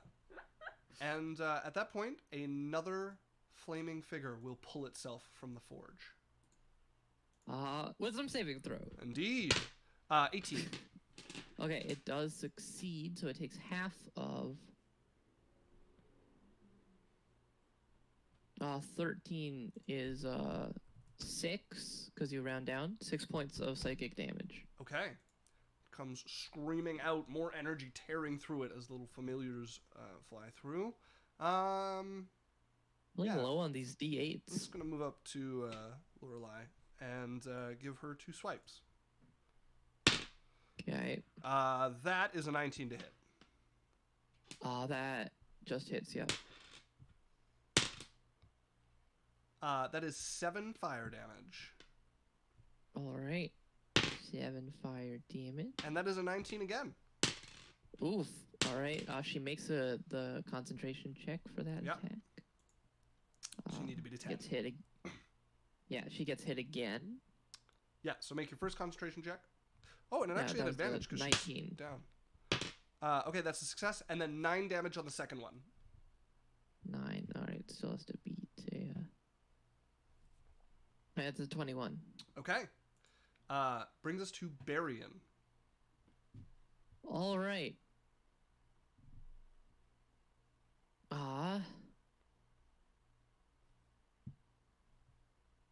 Barian's going to try again to cast Hold Person. Okay. On the Smith. And then Lorelei is going to use her reaction to give him disadvantage on his wisdom saving throw. All right, that is a 14. That just fails. All right. So he is paralyzed. As he becomes paralyzed. And it takes 4 psychic damage. He takes 4 psychic damage just as a part of that reaction.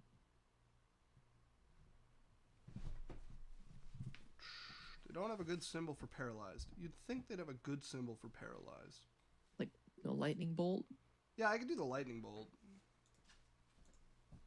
There we go. Sure. It's paralyzed enough. Okay, Yes. and he takes 4 psychic damage. That's before he does the saving throw, but it doesn't really matter. Yes, that is a terrible issue. Okay, then he is going to make his saving throw on his turn. He has and disadvantage again. I'm just kidding. Oh wait, no, I don't have my reaction. So You don't. Okay, good. Okay. In that case, it's an 18 instead of a 13. No, he breaks free. That's at the end of his turn, so he can't stand up, which brings us to Dre. All right. No auto crits, unfortunately, but we do have advantage. I feel like I should. We should have this question answered. Please ask. Well, you won't tell me if I ask you. I have to do something. Dre is going to.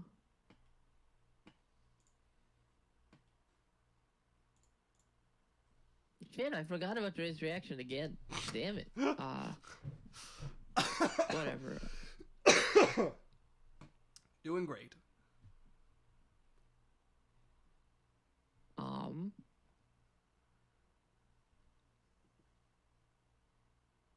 How are these elementals looking? There's a After few that are getting- injured. Are you looking for which ones in particular? Okay. Just trying to get a feel for how beefy they are. There are 2 of them that are injured, and the rest are not at injured. Okay. Actually, looking at their health, there's 1 that's injured.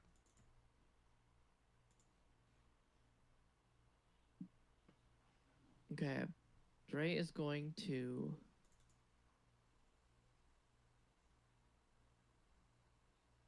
And, yeah, Forge guy is prone.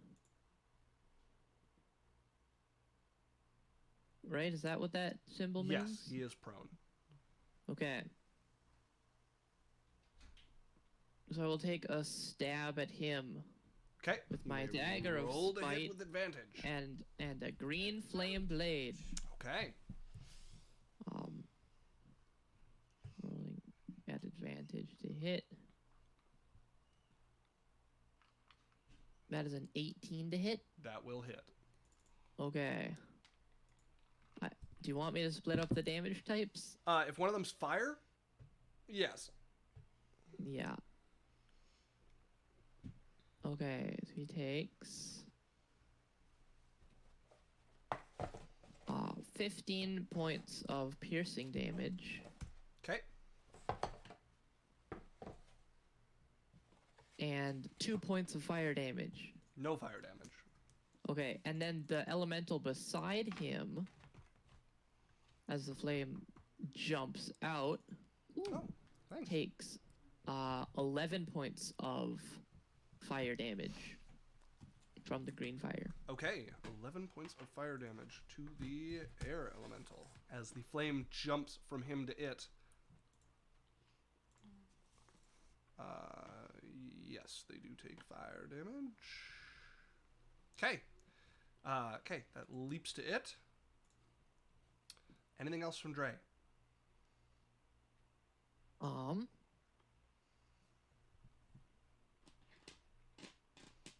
Let's see.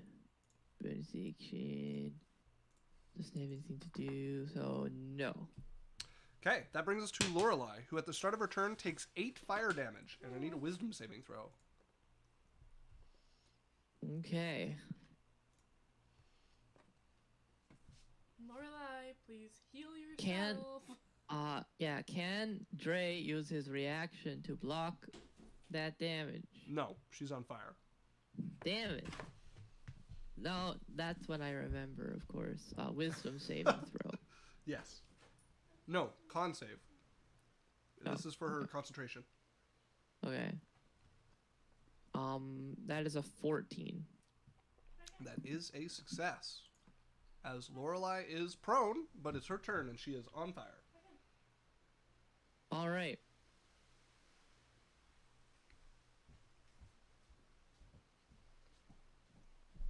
Lorelei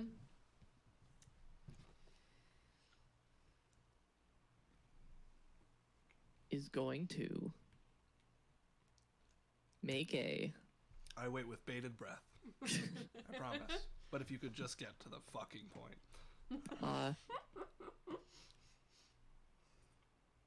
Use her movement. Half to stand up. Have to stand up. And then move here. Okay.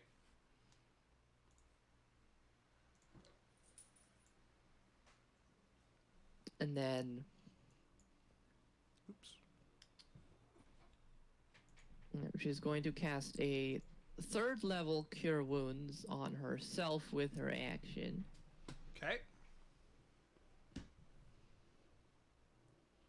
Hi, buddy. Da-ba-da-ba-da.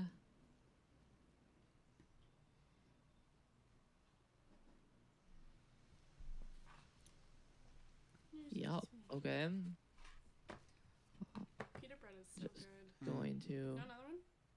roll this many dice. 4, so it's fine. Okay, and healed for 21 points. Okay.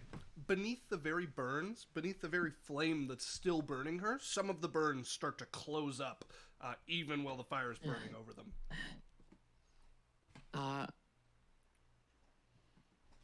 And can she try, like, with her movement to, like, pat herself out?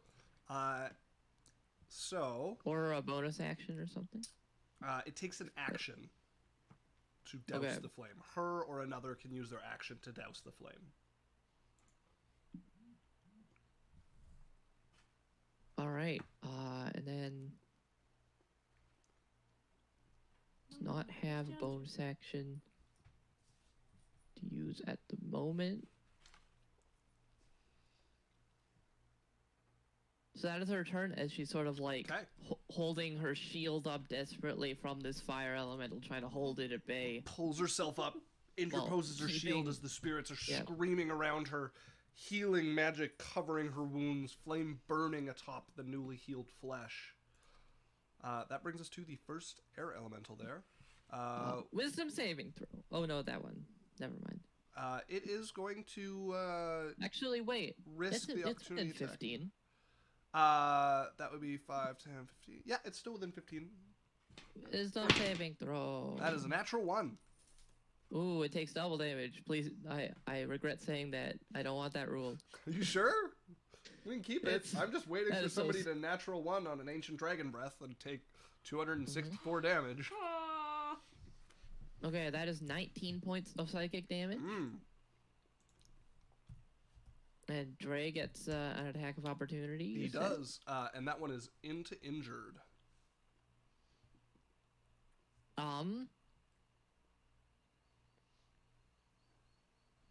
Dre is not going to opportunity attack. All right. Then this is going to take... we're going to see if its ability recharges first. It does not, and it's going to take its 2 attacks with advantage against Barian. That is a 17 to hit. Misses. Oh, sorry. This one has a better bonus. That is a 19 to hit. Misses. Really? Yeah, he goes up to a 20 when he blade songs. Damn, okay. Second attack. Well, that's a 13. I am getting very acquainted with the bottom quarter of my dice. Thank you. Thank you for that. There's a lot of things here. Okay, that brings us to this elemental. Wisdom saving throw. Indeed. My favorite thing 7. to yell. All right, it takes... Oh, wrong character sheet. All right. 17 points of psychic damage. Okay. The average for 48 is 18, and I've rolled that or below this whole time. That puts this one into injured, and it was going to attack Kana, but those are annoying. It's going to attack Lorelei. All right. That is a 24 to hit. That hits. Dre is going to try and reduce the damage of it. That is 14 fire damage. It reduces it to 5 fire damage. All right, and it's going to take its second attack. That is a natural 20.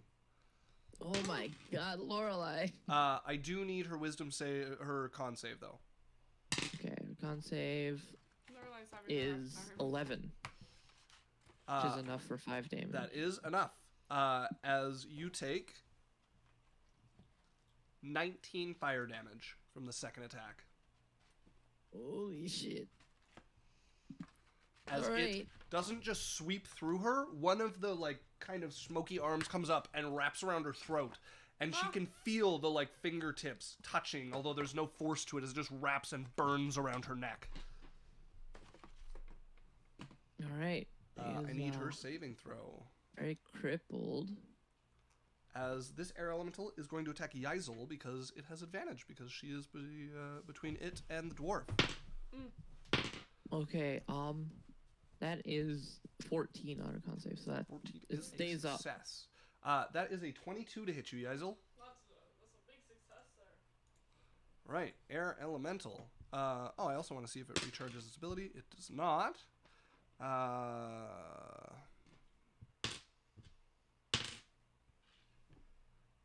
That is 15 bludgeoning damage. Sheesh. And then a 24 to hit you with the second attack. Yeah, it hits. It's a little... And that is 18 bludgeoning damage on that one. Oh, that was rough. That was a rough one. As yeah, that is 2 big hits. That's scary. Kana is up. She is going to move here to get the advantage on this one, and she's going to take swings at the one that just attacked you. Did that elemental make a wisdom saving throw? It did not. That's 5. Can you roll those numbers while trying to hit me? No, this is Kana trying to hit the wind elemental. Okay, which she succeeds on one takes attack. 21 Woo! psychic damage as well. Sheesh. All right, 21. That still leaves it in injured. Kana hits with one of 2 attacks. For 15 damage on the creature. Sheesh. Let's go, Kana.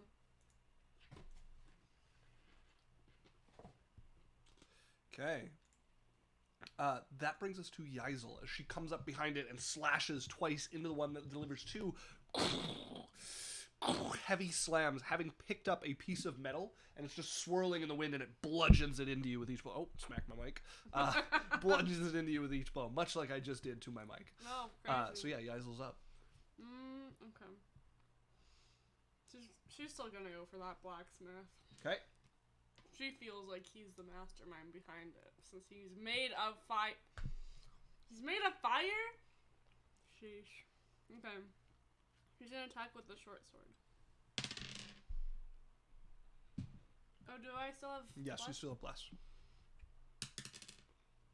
17. 17 will hit. Woo! Let's go! Let's go, Yeisel! Please. 10. 10 damage. That brings him to bloodied. Yeah! And as you slash down, cutting into him, the blood flowing out of multiple wounds, flame just licking out of his body where blood should be. The eyes open, you see lose their color as a red takes over, bits of purple flowing through with it. As from the wounds that have now collected on his body, a force of wind and fire storms out of him. I need the 3 of you, Barian, Dre, and Yeisel, who are beside him, to make me dexterity saving throws, please. Okay. Okay, you get a Geisel and Barian get a D4 to that. Yeah. Oh, perfect.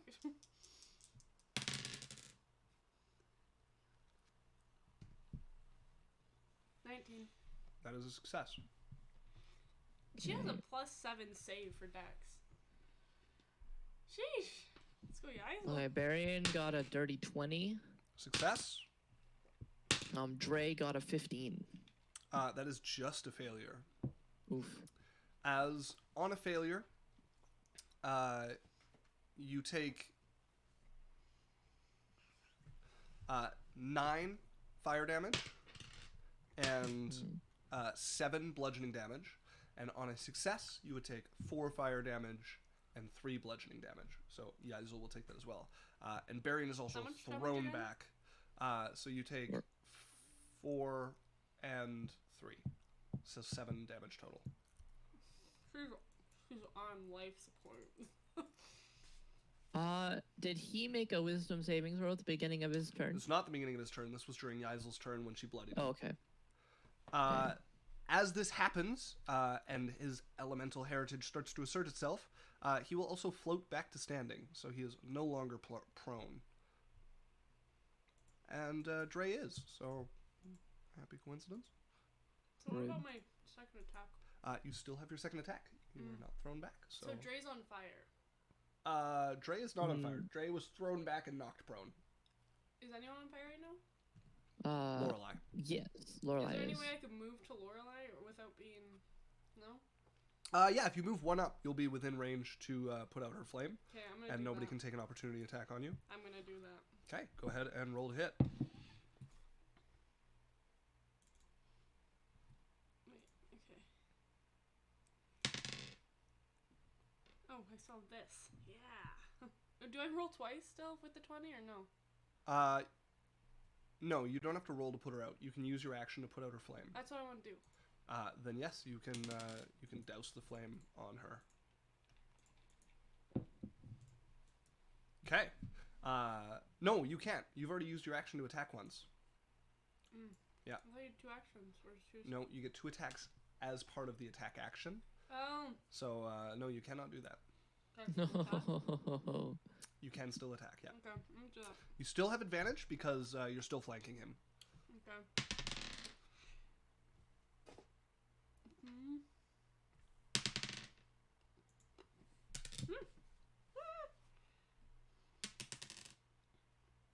14. That misses.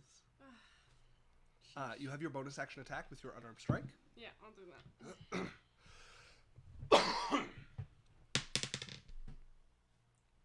That was a whole 19 there. Battle hit. Yep. Yeah, there's 4 and a 19. Plus 7. Yeah.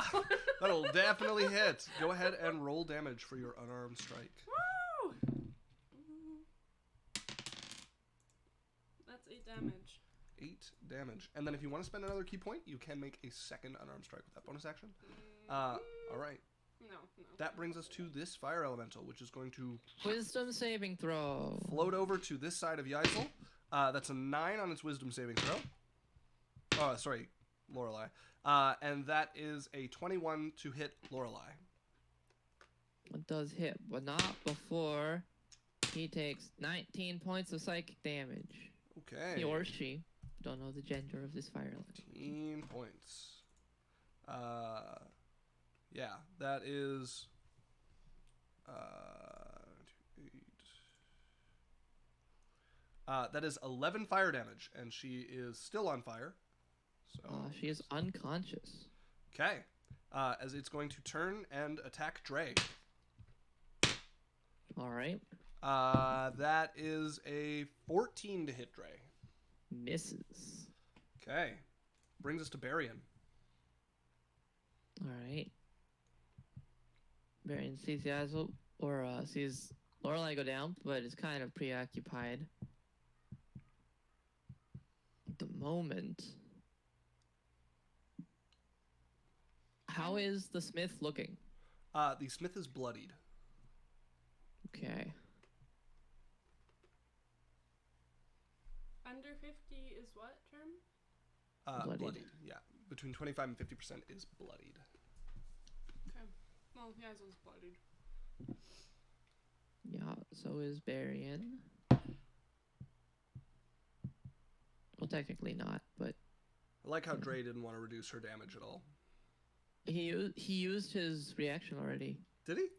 against the first fire elemental. Yeah. Ah. Yeah, he goes. If up top. if I That's right. remembered Yeah, the you're correct. last 2 turns, Yeah. he might. Might have been able changed to. this outcome a little bit.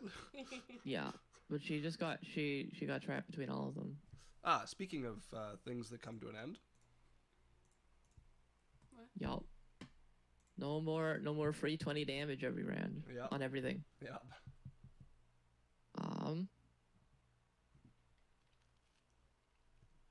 Marion is going to use a bonus action to cast Shadow Blade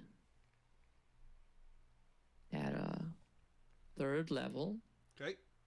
He is not in darkness. These fire elementals themselves shed light, so he's far from darkness. That's a little. But he is going to take it and take some attacks with advantage against this. Yep. He saw the fire have no impact on him. Yes. So he's not even going to bother casting Green Flame Blade on one of these, even though he could for free. He's just going to make 2 attacks. Look at the Shadow Blade spell. Yeah, okay. So that is a natural 20. I didn't even look at it. I was like rolling. I was rolling the D4 like at that. Which does, oh jeez. This is also a sneak attack. I need my calculator. Does Barian have sneak attack? Yeah, he has 1d6 of sneak attack. Oh, okay. Okay. That's 36 damage plus. I'm kind of upset because I just rolled my natural 20 for the night. This is why we don't idly roll dice. Makes us feel bad.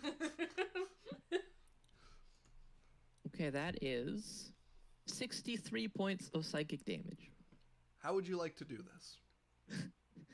He just sees like his friends all being berated by elementals, and remembering what they were told earlier is just going to like swing his arm, and mid-swing like Shadow extends and cuts off his head. Okay, yeah, just an empty-handed swing to the dwarf who is just glowing with flames, eyes red and purple, fire wreathing around him from the many cuts that burn on his body. Shadow extending from the hand, a sharp tip forming in the blackness as he slices straight through the neck, cleaving off the head. That takes a moment to fall over, flames spewing from the stump. I do need Barian. Barian takes 5 fire damage as the flame spews on him. The head rolls off, and the body slumps, falling with it into a now burning box of wood that he had beside him. And he's gonna continue that swing around and into the air elemental behind him. Go ahead and roll to hit. Assuming it's still around, but he doesn't know whether it is or not, so he's just gonna swing anyways. Yep. That is a 23 to hit. A 23 will hit. Okay.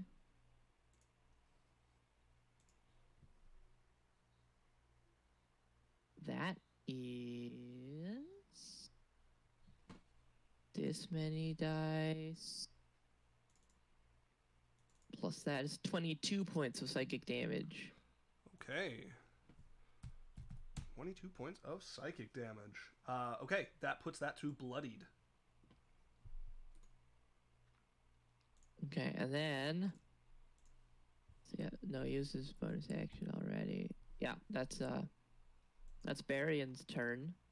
And he's going to, well, I guess he's not going to step, onto the body of the flaming corpse. He's just gonna stay where he is for now. Okay. Then that brings us to Dre's turn. Strewn over the table behind him, one leg breaking under his weight, the edge having dug into your back. You are prone. I'm prone. And I see Lorelei go down. Yep. On fire. Yep. Not looking great. Nope.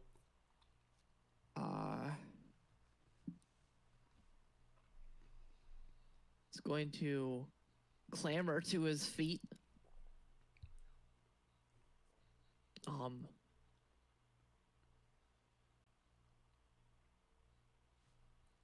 half your movement to throw yourself off the table back onto your feet on the stonework of the smithery. Yeah.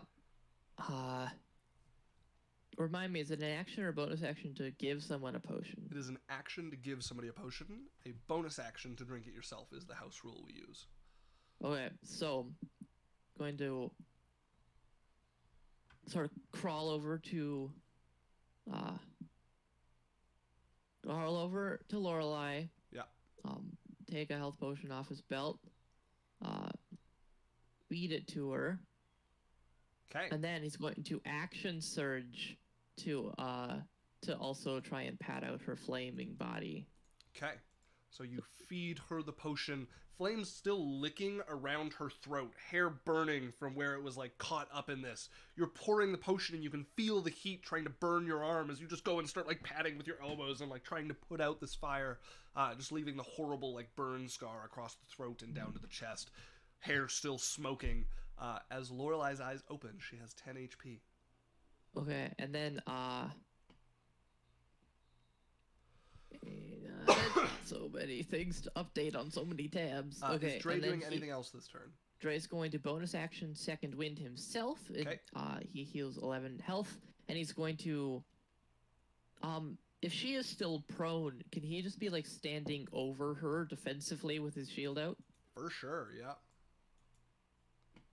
As she sort of coughs and comes to. As that brings us to Lorelei. All right.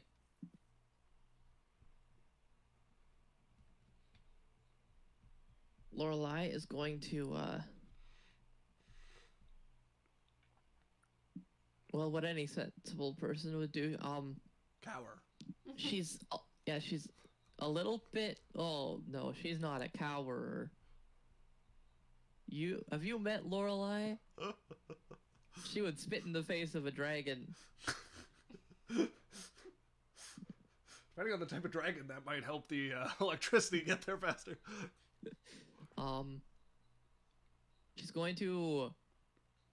She's a little too out of it to like check in on how everyone's doing at the moment. She only knows that she is in pain, so she's going to heal herself with a 3rd level cure wounds.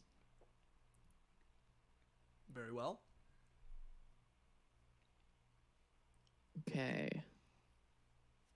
That is 18 points of health healed. Oh, very nice. Yeah, 28 health.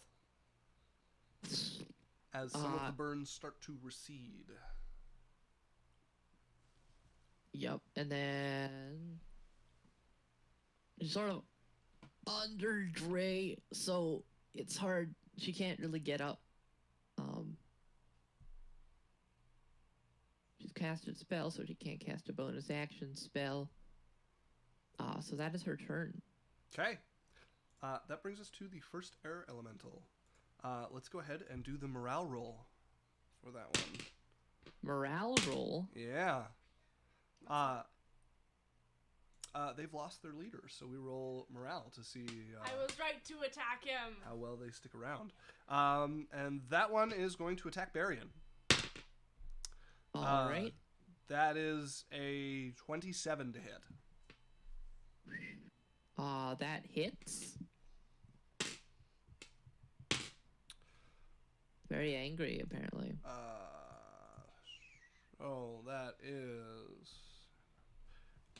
That is 12 bludgeoning damage. All right, Dre is going to reduce, see him get nailed. Yep. And reduce it. Hand reaching out as it's swinging a piece of stone that it's pulled off the ground, and you try to catch the stone with your mind as it's throwing it towards it with its whirling winds. It reduces it by 7, so he takes 5 damage. Okay. Concentration check for his Shadow Blade. He gets a +4 because he's in Blade Song. Yeah. Natural 1. Way to go, Barian. There goes Shadow Blade. As the second attack is a 21 to hit him. He's going to shield, and it'll miss. Okay. As it does that, the air elemental, those 2 slams, with the last one, it actually hurls the piece of stone at him as it gathers towards the ground and shoots into the air, flying 90 feet into the air and quickly leaving your guys' vision. Wait, like this is an open roofed kind of place? Yes, yeah, this is an open air smithery. Ah. Just a fence on the one side of it. There's a building in behind it that you can't see. But yeah, this is like his front lawn is a smithy. Okay. So he left. Yes, it seems to attack and then retreat. As that brings us to the other fire elemental. We are going to do the morale roll for the other fire elemental now. Okay. It is going to use its action to disengage. And it is going to literally pass directly through the fence, the like wrought iron fence, just going through it, leaving a little like molten red part of the fence as it just passes through it effortlessly. And it is going to flee 50 feet in that direction, taking it out of the fight. Which brings us to the morale roll for the next arrow. Okay, this one's already not rolling just ones, so the other one was a 2 and a 1 and a 1 and a 1, so wow. It really didn't want to be there. This air elemental is Kanaw's hurt it most, so it is going to attack Kanaw. That's a miss, and that's a hit.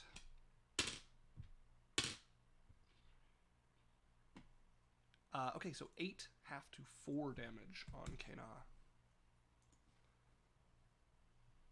As Kanaw is up, and she's going to swing back at it because she has advantage with her and Yeisel there, which will make that a hit. Yay. And she has a D4. So that's 7 damage on that one, and then her second attack. Good thing she has advantage because it's a natural 1. With the bless, she will hit. Yeah. Value. And that is 12 damage. So that air elemental is now crippled as she takes 2 deft sweeps through it. Green energy left lingering through the air. Holy energy guiding her blade as Yeisel, you're up. Okay. So who's left? Just that air elemental? There's an air elemental and a fire elemental left. The air elemental is between you and Kanaw, directly behind you. And do I have advantage? You do, because Kanaw is flanking with you. Okay. I'm gonna use my rapier. All right, you turn and sweep through the gathered element.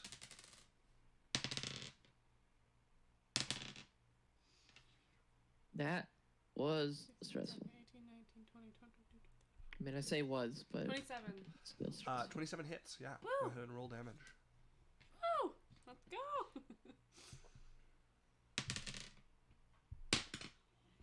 that was only 5 damage. Okay, and is your sword magical at all? No. Then that is 2 damage. As you sweep through, and much of the air just passes around your blade. It seems to do some damage to the creature that kind of like pulls back from the blow, but not as much as a flesh and blood creature. Okay. And then I'll do it again. Okay, go ahead and roll the hit.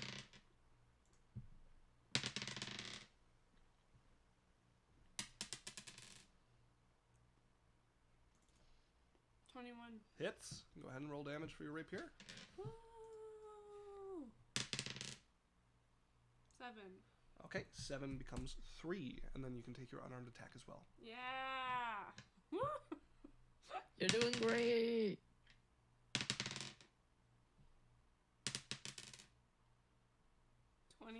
Hits, yeah. As a lightning round of just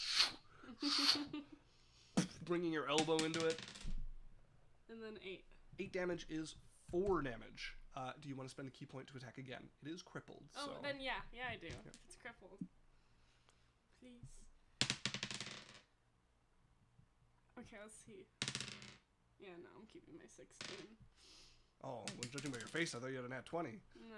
I wanted to see if I could. That's another 27. Okay. Yeah. Go ahead and roll damage. Okay. See, I'm finally rolling high. It's great. Yay. I said that and got 5 damage, so. That's okay. It had 2 health left, so a 3 or a 2 would have been not enough damage. As elbow comes up, and then you just bring a fist across, like, roughly where its head would be, in a sweep, and as you do, you can feel you hit whatever's, like, physical about this wind, and pull it, like pulling a blanket off of a clothes hanger, as the wind just and scatters with your fist. Woo! Okay. Do you want to move? How close am I to the other? You are 10 feet away from the other fire elemental.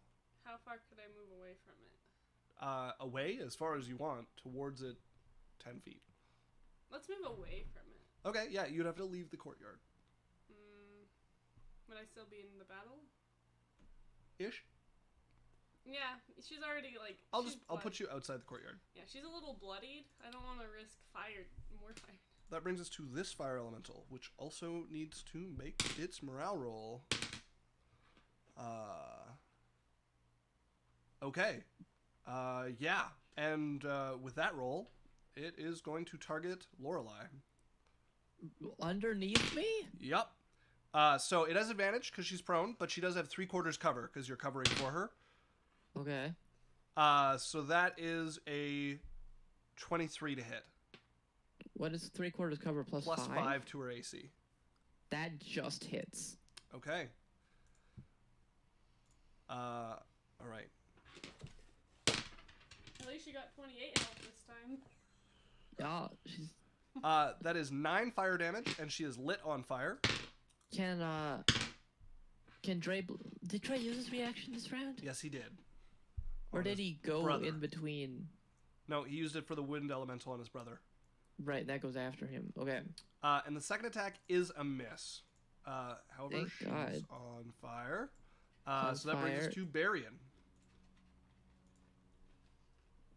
Marion is also quite beat up. He's simply going to how's the body of this smith doing? The head is missing. It's still leaking flaming blood. The fire is starting to go out from it, but it is a headless corpse at the moment. Okay, and the box it's laying on, it would be here, is very much on fire. So just wooden? Okay. That we know of? The box? Yeah. He's laying on this box, okay. Yeah, Dre's just gonna, Varian's just gonna make his way around it, and on his way by, shoot a Ray of Frost at this elemental. Alright, go ahead and roll to hit. Okay, that's a 26 to hit. That will hit, yeah. Okay, and it does 12 points of cold damage. 12 points of cold. Okay, that puts it into injured. Where is he moving to? As the ray impacts, and you can see it like a bullet. It takes a bite out of the elemental, traveling through it, flame like dousing, as there's just this hole left in it that slowly ignites again. He'll move out and like just hang with Yazel. Okay. Like Then that brings us to Dre. Bloodied gang. Standing over top of Lorelei, the creature having struck down, getting past his shield, burning into her. The second attack, you manage to like kneel down and push with your shield against this kind of half physical creature and push it off of her. How is the elemental looking? The elemental is injured. Jesus. Okay. And I suppose I will use my action to put out the flames again Okay. on Lorelei. As you reach down and like mostly with your feet and knee, pat Lorelei's flames out as she's just kind of getting stepped on. Sorry. Yeah.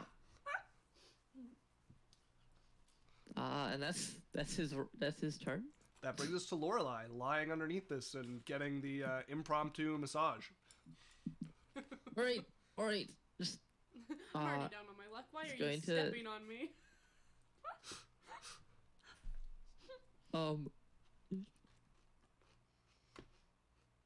Alright, this is getting awkward. She's going to use her action to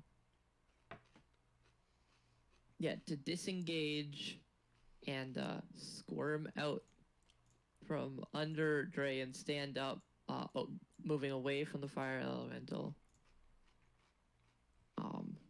She's going to then use her bonus action to cast a spiritual weapon Okay.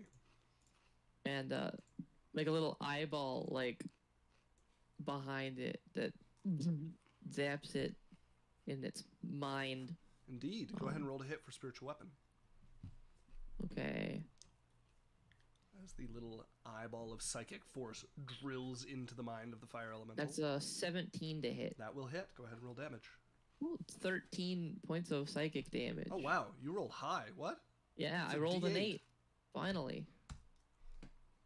Nice. Lorelai's getting her revenge. Still injured. Still injured. Right. Anything else from Lorelai? That's her bonus action, and half That's her her. movement That's plus 10 feet. Yeah, that is her turn. Okay. Brings us to Kana, who is going to just sprint for this thing. She can't really get around it because of the table there, so she's just going to go for it. It's a D4. Yes, she does have the D4. You're just gonna slide 8, over. 14. Yes, that will hit with the D4. She needed one more to hit. That is 15 damage. Good job. And her weapon does count as magical. And that one will hit exactly without the bless. And that is 15 damage again. Let's go, Canada. As it is now crippled. Wow. As Yaisel, you're up. Can I shoot it from where I am? If you want to drop your sword and draw your bow, you could, yeah. Yeah. Okay, I'm gonna shoot at it. No risk. I'm not risking getting close. Yeah. It does have 2 of your companions between you and it, so it will have half cover, which means it has a +3 to its AC. Yeah, we're just gonna hope she rolls high. Yeah, go ahead and roll to hit. And it's like, oh, he almost got out of the. Oh shit! And ducks. Okay. Natural 20, baby! Okay, nice. Whoa. Yeah, roll up that damage. So a D8 plus the 8 from the natural 20 plus your bonus. So D8 plus the. Plus whatever the maximum on the dice is, right? So you roll a D8, add the max. Why'd you roll a D6? I don't know. I don't know. That's 9 plus what? Plus whatever your bonus is on your bow. 13. 13 damage. Still up, still crippled, as an arrow shoots over. Oh, sorry, this is not magical. So that is 13 becomes 6 damage. Arrow shoots over, smashing through it, and leaves just the feathers burning as it goes through the other side. Do it again. Yes, I think you have 2 attacks. Yeah. Go ahead and roll to hit again. Doing it again. This is when I get the shit roll. Okay, no, that's still a 4. Why'd you roll twice? Don't I have... No, No then I got advantage. 9 the first time. Okay. So 9, 10, 11, 12, 13, 14, 15, 16. That hits. 21. Yep. Okay. Damage, please. Okay. And that one's just... Okay.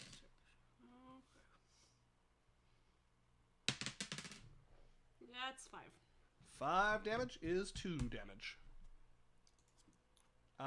That brings us to the fire elemental, who is going to pass through Kana, setting her on fire. And I swear to God. The that's next 2 words out of your mouth. natural 1 to hit her, and a natural 2 to hit her. Suck it. But it will move to here and here. Yeah, it's going to set all 3 of you on fire. What is this creature? Because it can just move through you guys without ever being out of range of any of you. So it swims through the 3 of you as your clothing hits. Lorelai ducking as the arm comes over her haymaker style, and it gets to its position and goes to attack her again and fails. As Barian is up. All right. He's going to. All right, I've had enough of this. He's gonna move up here. Actually, okay. So when you take the attack action as a blade singer, you can use 1 attack as a cantrip. So he's going to shoot a ray of frost as he approaches, not Okay. before. I'll do that. Roll to hit. I'm on the right thing. It's an 18 to hit.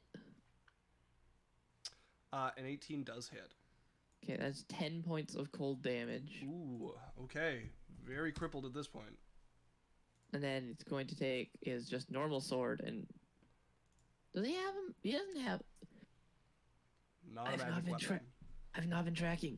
Wasn't he wearing the, like, the iron spider stuff, though? Yes. They are not magical weapons. They aren't magical, they just suck? They're iron. They are Wow. crafted by the drow Wow. and by the drider. He's been carrying it around and it's not even magical. That is correct.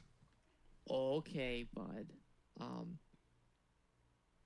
Well, he'll swing at it, because that's what he was going to do. It's a 25 to hit. Oh, he has advantage. I just realized it can't set all of you on fire. Suck it. Just Kana. Aw, poor baby. That is... And it would be in her space, so he does not have advantage. Okay, then it's still a 25 to hit. Yes, 25 does hit.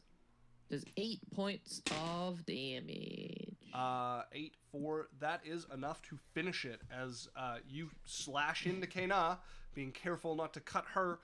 He takes 2 fire damage and is lit on fire. I swear to God.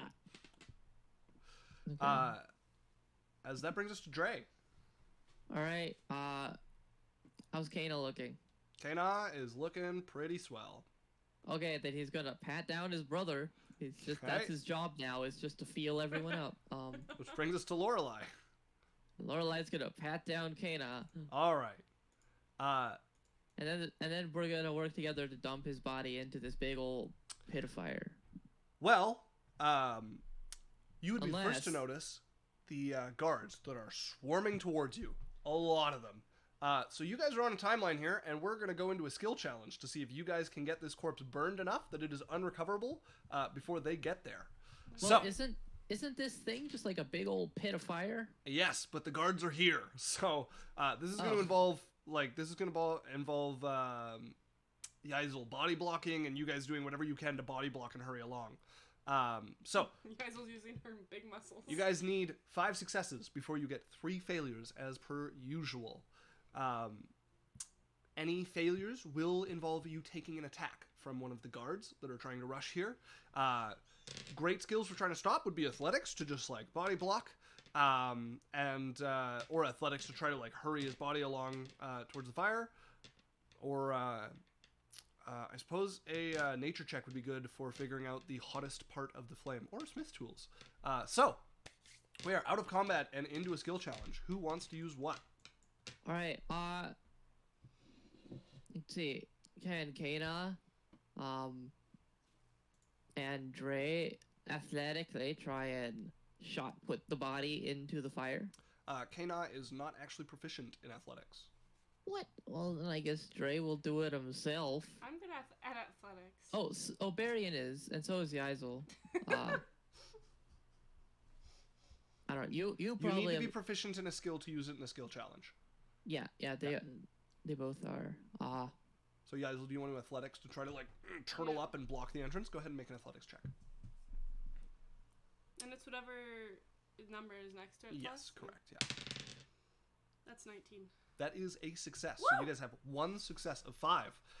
Is Barian making an athletics check to try to shot put him into the flames?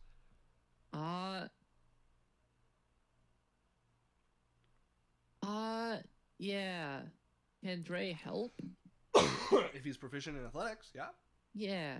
But that will use his opportunity to make an athletics roll for this. Sure. Okay. Go ahead and make it with advantage for one of them. Okay, it's the same bonus, so Alright, that is a... As soon as the dice stop spinning. 1 sec. It's just... 21! 21 is a success. Dirty 20. Dirty 20 is still a success. As you lift him, you and your brother taking either side, you heave. and throw him as Barian scoops up the head by the still burning hair and tosses it in after. Corpse sailing towards the coal. You, Yeisel, are standing at the front holding either end of this with your hands and your feet looped, and as the guards are trying to push past and arrest you all at once, as you're like holding off the human tide of male and female dwarves just rushing towards you, chainmail clinking as they are starting to swarm this courtyard. You can see them going around to try to get to the back entrance as well. So you guys are at 2 successes out of 5. What else are you guys trying to do? So, Lorelei has the spell Fear. Okay. She like use that to make the guards like leave them alone, run away, like Yeah. have to deal with their own I will nonsense roll. for a bit. What saving throw is it? I'll roll a saving throw for them, and if they fail it, it's a success. If they succeed, it's a failure. Wisdom saving throw. Can I use my reaction to give them disadvantage? You can, yeah. Yay! That uses up both of my. That's my second divine. That took it from a Divinity. natural 19 to a natural 2. So that is Oh, 3 big. successes for you all as the load lightens on you, as a couple of the guards start backing up, their friends behind them trying to push forward as they're like, throwing elbows, trying to get away from Lorelei, who you can't feel it, but to them is like this shadowy monster waiting to just swallow them. Oh my god. You guys need 2 more successes as the guards are starting to throng heavier and heavier around you. What more do you try?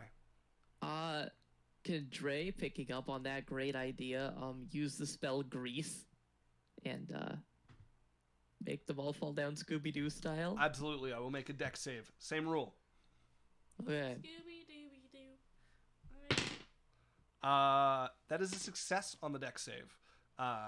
So an arrow flies out, shooting towards Barian. That is an 21. He will use his reaction to shield. Okay. As one comes up and blocks the arrow. Okay, so you guys are at 3 successes and 1 out of 3 failures. What else do you attempt? Do you have an idea? Body block? Yes, you are doing that currently. You cannot make the same roll twice, however. What could I do then? Okay, let's get out of here. We don't know if the body's burnt yet. It's in there. Yeah, but if there's anything there, we're done. I don't think if they have a pinky toe, I don't think they can bring him back. We should talk about this later. They literally said that they could bring him back from their dust. Well, I don't know if we can do much better than like Ash. There is a half-destroyed bellows here. Half destroyed Can bellows. I go to the bellows? Like, No, I'm can we body make? blocking, I You can't. could run to the bellows with some of them backing off and dealing with the grease. Yeah, if you want to run over to the bellows, you can. Okay, well, the bellows and... What skill are you trying to use? You do have to be proficient in it. Is athletics still for bellows? Because that's strange. Usually, yeah. I would let you make a straight strength roll if you want to. Straight strength? Yeah. Okay. Woo. So for strength, is it plus your score or Modifier. Just the modifier? Okay. Please. 18. That is a success. You guys need 1 more success as the flames lick up. Guards now pouring in, manacles in hand, starting to grab you guys. Okay, can Barian sort of use his magically enhanced like mobility and sort of start to lead them on a wild goose chase sort of around the courtyard? Yes. Yeah, you could go ahead and make me an acrobatics check. All right.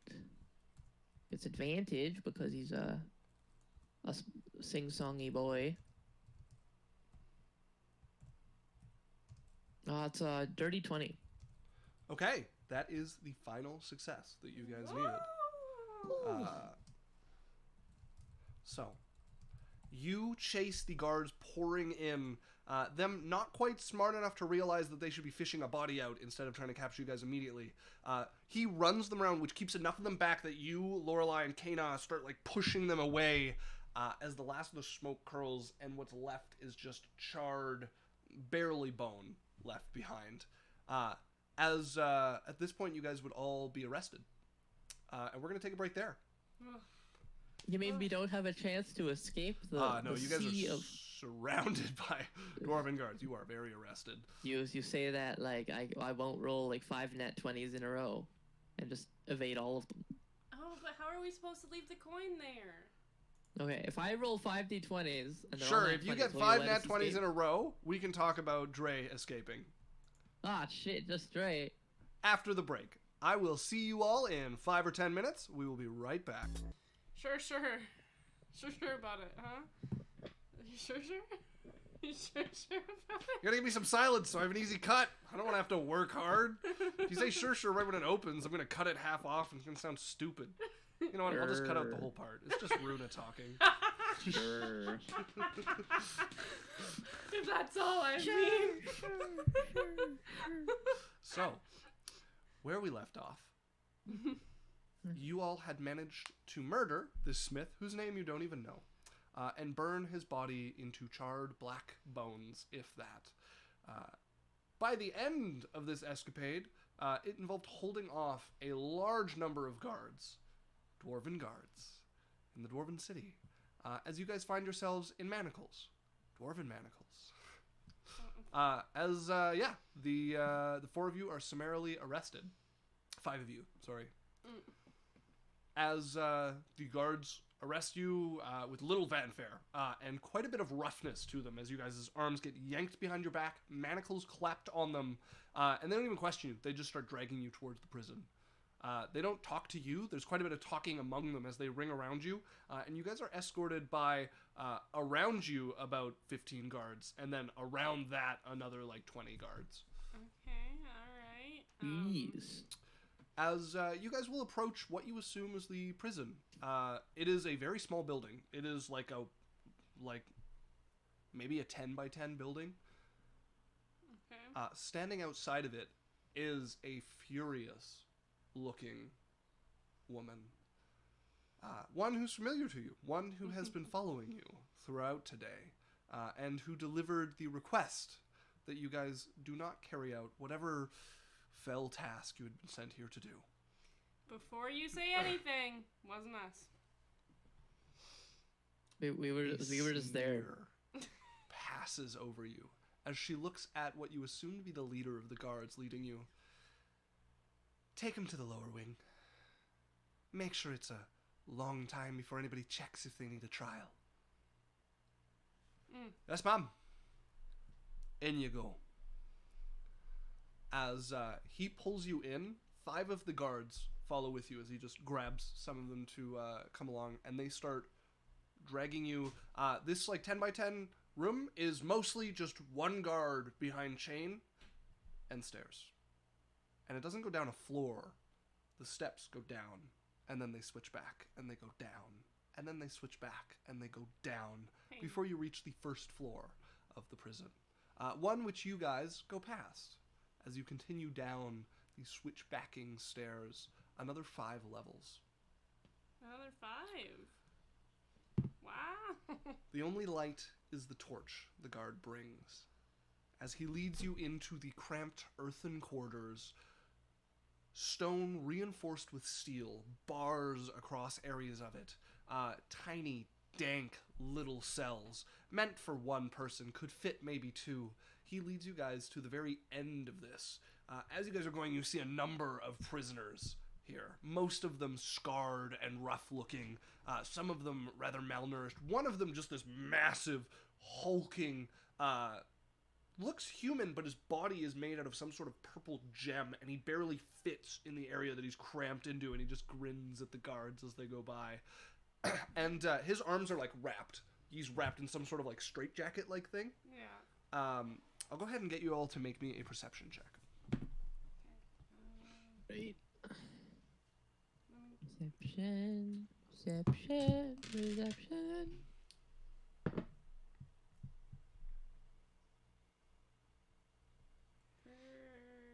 Okay, there it is.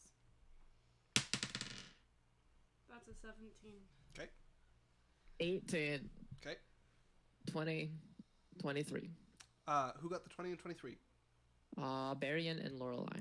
So Barian and Lorelei would notice at one point when the guards are looking away, focused on one of the other prisoners who comes up raving at the doors, almost frothing at the mouth. One of the arms that should be like strapped to the body comes up, and a little clothed hand just waves at them with a creepy grin on the face as he puts it back.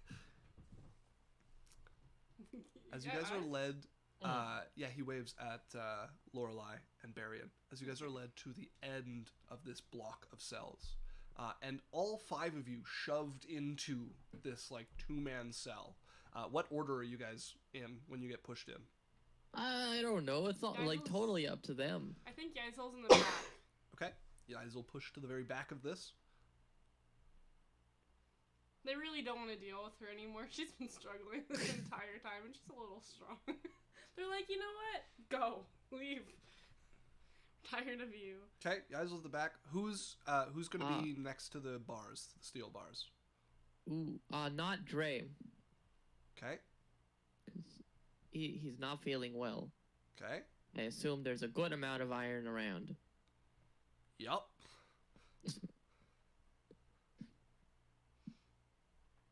Probably like a Lorelei Okay, and like a Kana, and then the brothers and Yaizo will just be like in the back, I guess. Okay. So one of the guards stays back to lock the door, and he steps up, grin on his face, and just, you dirt. Oh, sorry. Oh, I can't go that deep right now. I still have a cold. You dirty fuckers, coming to our town and messing it up, and just levels a punch right into Lorelei's gut, and like comes in close, like grabs her neck and like pulls it in, and she can feel something stab through her clothes into her stomach. And when he gets to her ear, she would hear, "Get all your cuffs off, and then wait." And he'll back up and leave as he locks the cell door behind you. Okay, so he's on our side, kind of. Ugh.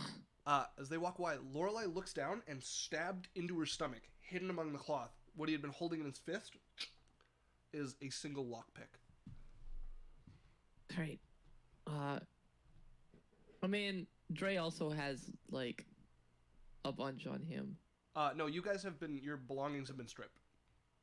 Oh. Yeah, they wouldn't just throw us in with everything we own. I kind of just had that picture for some reason. Okay. No, bag's gone. You guys have been searched, and thoroughly. All right. Here you go. And she'll like toss it gently, not to lose it though. She'll pass it to him. Somebody will have to pull it out for you. You guys are all manacled behind your back. Oh. There's a. Kana will turn and pull it out. She does take 2 damage. All right. That seems unnecessary. You got stabbed with a lockpick. Do you want me to roll damage, or do you want to take 2 damage? Can I take 1? 2 it is. Shit. My expert bargaining has failed. Alright, fine. 0 damage. And Kana will turn and pass it towards the brothers in the middle. Alright. So Dre, because my gloves of thievery are invisible. So, good luck finding them. Right? They actually do not find your gloves of thievery. Let's go. Alright. So, Dre will first, well, I mean, he has his telekinetic hand. Mm-hmm. Would that be able to uncuff himself? Yeah, he could use that to try to pick the lock. Alright.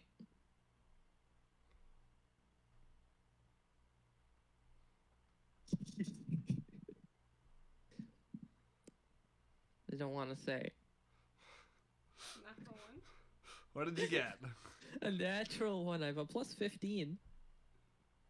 But, As you hear the ringing ting of something metal Right. snapping.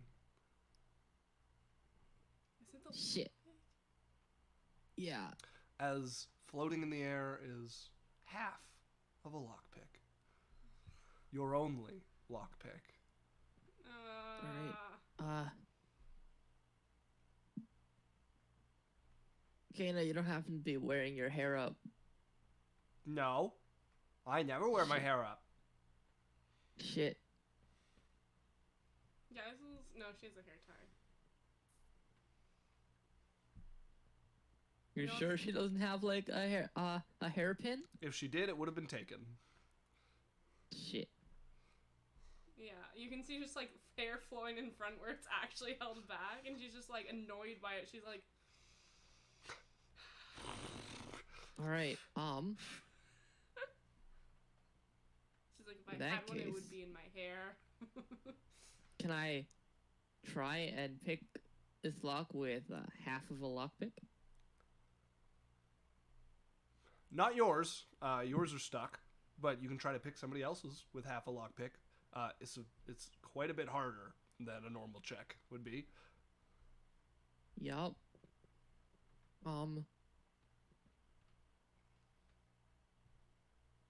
Yeah, I think that's really all we have. We have nothing else I to. don't think Yaizel's horns would do. Go ahead and make me a Thieves' Tools check. You do not have the bonus from your gloves because this is your floating hand. Yup.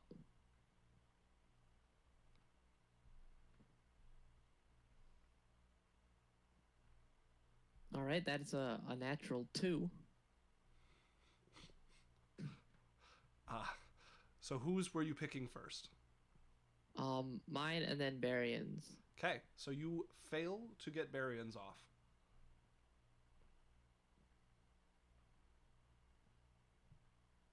All right.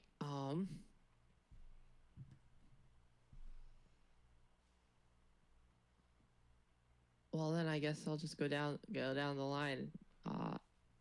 Hey, Isel, come Yeah. over here. Here, I'll see if I can get. Stuff So with shuffling around in this because you guys are packed in like sardines. Also, her tail's Involves like large. by the rolling. way. Oh yeah, you might not be very movable. My- yeah, no, you my- get stepped on multiple times moving there. Your tail is just like flattened in spots. And you could hear it against the wall, just like annoyed. She's like, As you guys roll over each other to eventually get to a position where Yaisel, tail almost tripping you, is like pressed over near Dre where you can see. hurry up. All right, Dre. The natural 3. You're not having much luck with this this half a pick. You have not been able to get it in well enough to pick either of their locks. Yeah. You're just hoping one of them has like a looser keyhole that you can fit it in. Mm-hmm. Who's next? Sko Kana. Okay, go ahead and roll the check with your half a pick.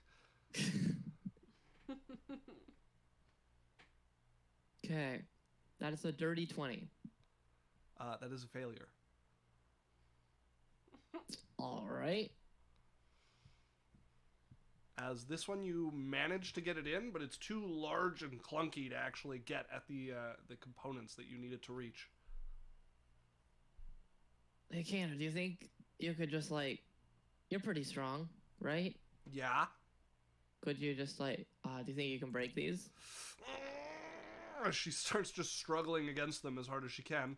No, she cannot. She's ow, that hurts my wrists. All right. Okay, I have one other idea, Yaizel's but I hate it. sharp end horns. Unless they put like fucking sponge on the back of it. You still haven't tried on Lorelei yet, have you? All right, I'll try Lorelei.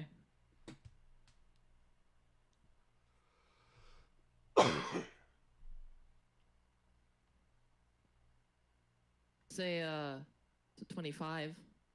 Okay. You get them into Lorelei's, and you take a little time to like maneuver them and like manage to snap off a piece of it and make like a little portion where it's a little thinner and get it in there, and you hear the satisfying click of the manacles opening. As Lorelei now has one hand free. She can use both her hands, but the manacles are hanging off her other wrist. You're right.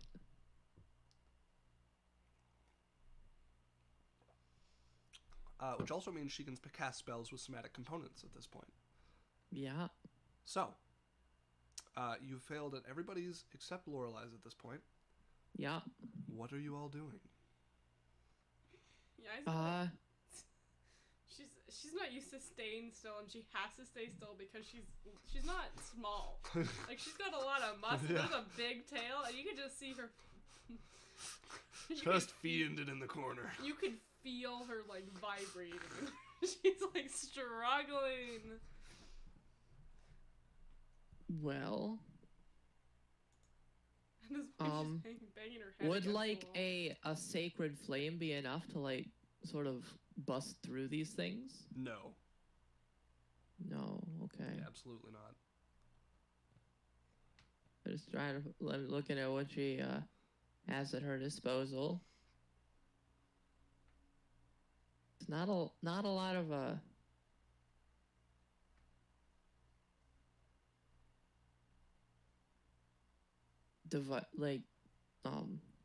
things that affect the real world.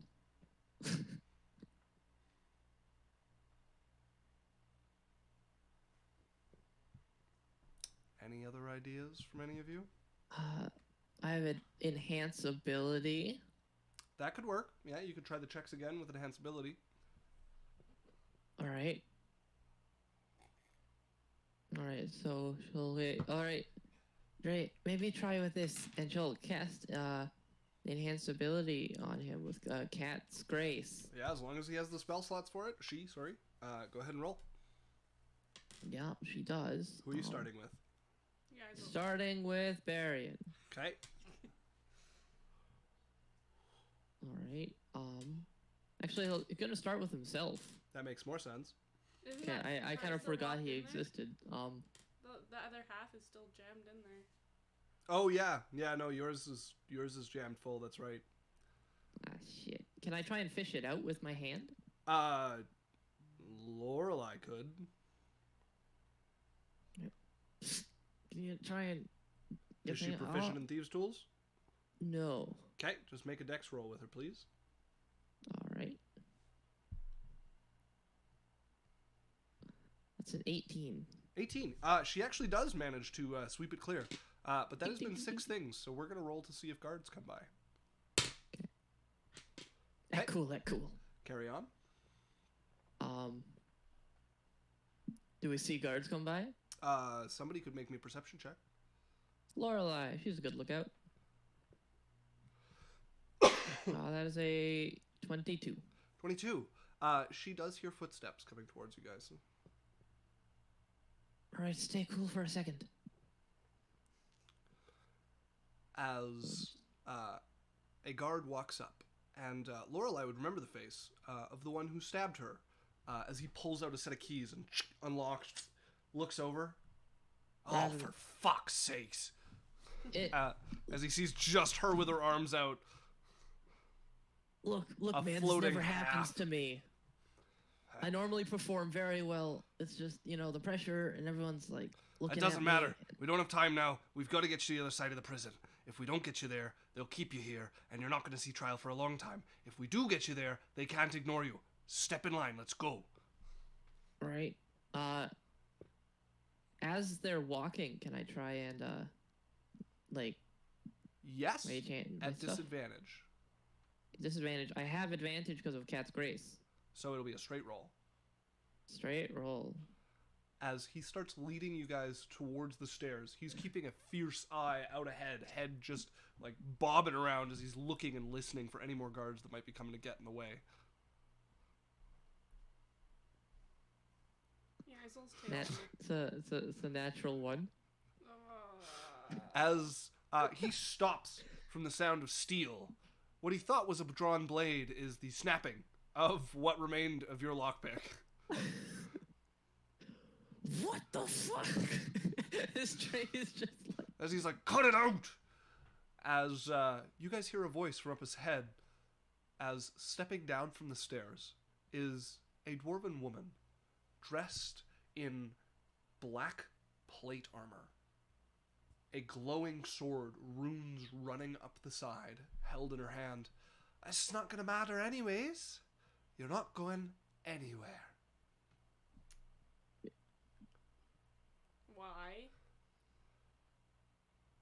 That's Yorn. She's one of the Black Axes. She's She's not to be holding a trifled sword. with. Yes, she is.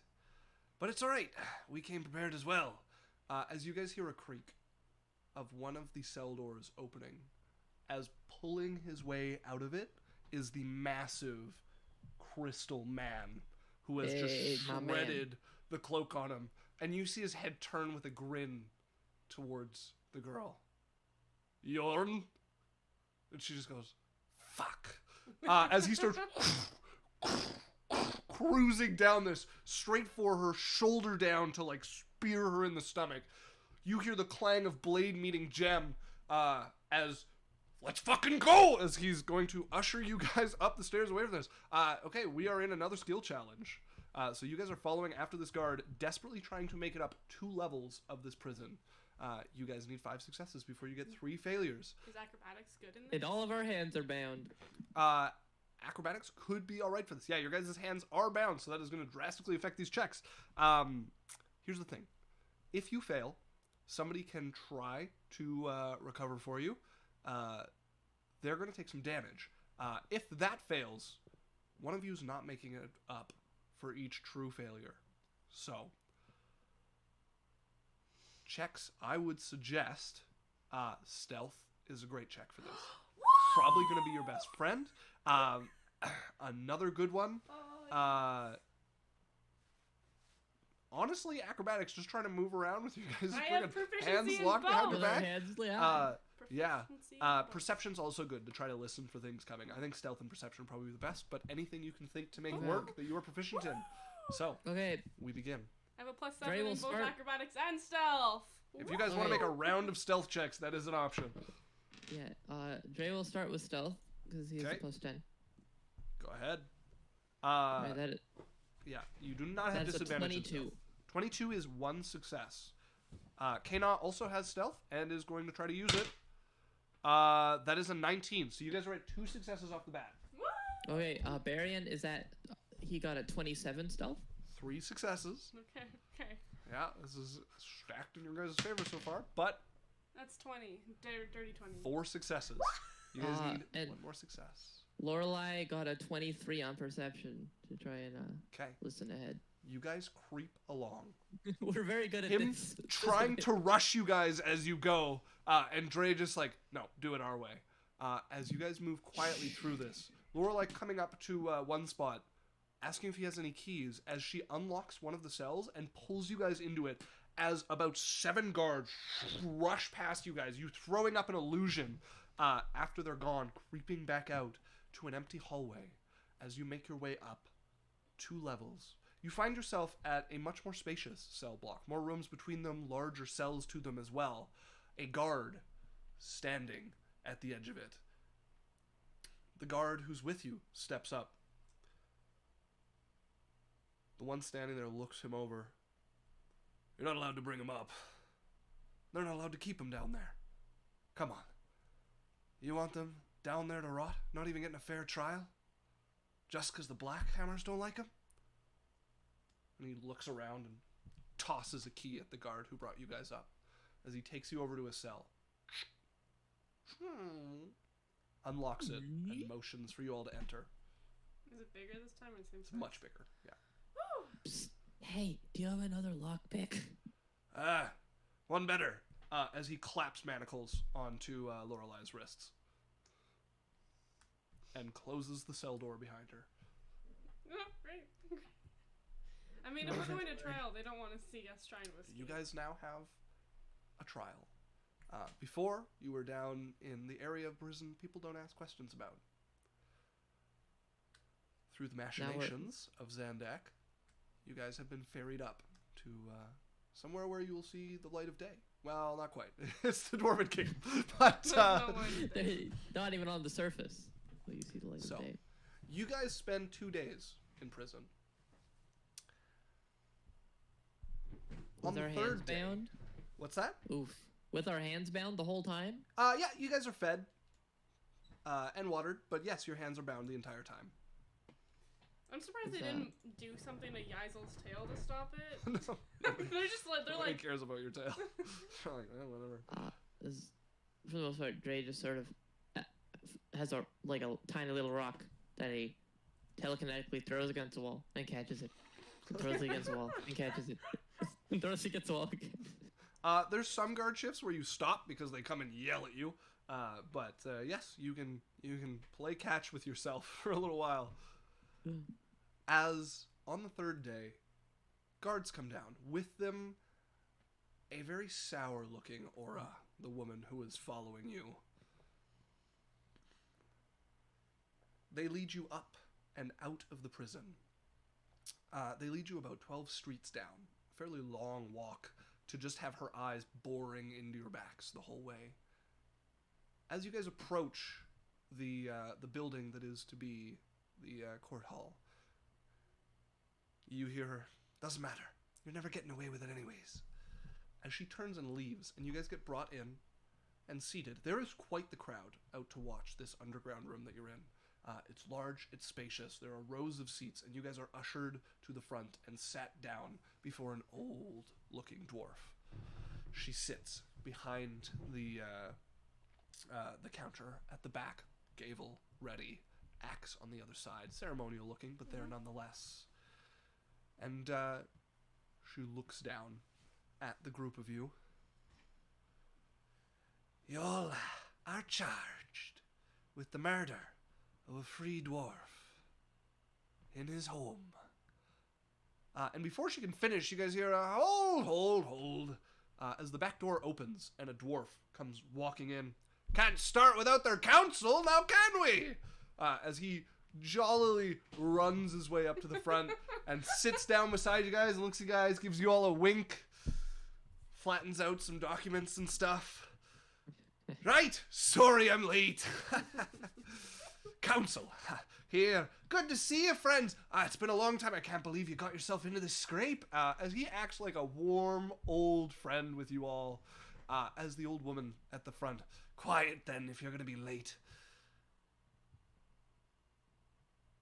You know the charges set before you. How do you plead?" "Not guilty, Your Honor. Not guilty indeed. They did kill him. It's the truth. But, by our laws, he'd earned it. He delivered this to a companion of theirs. You see, these foreigners are visiting from Alokrin. You know, the great city, the shining palace, all that. And, well, they've been sent here by Zandak Bluehammer. No less. Oh, yes. Here to carry out justice.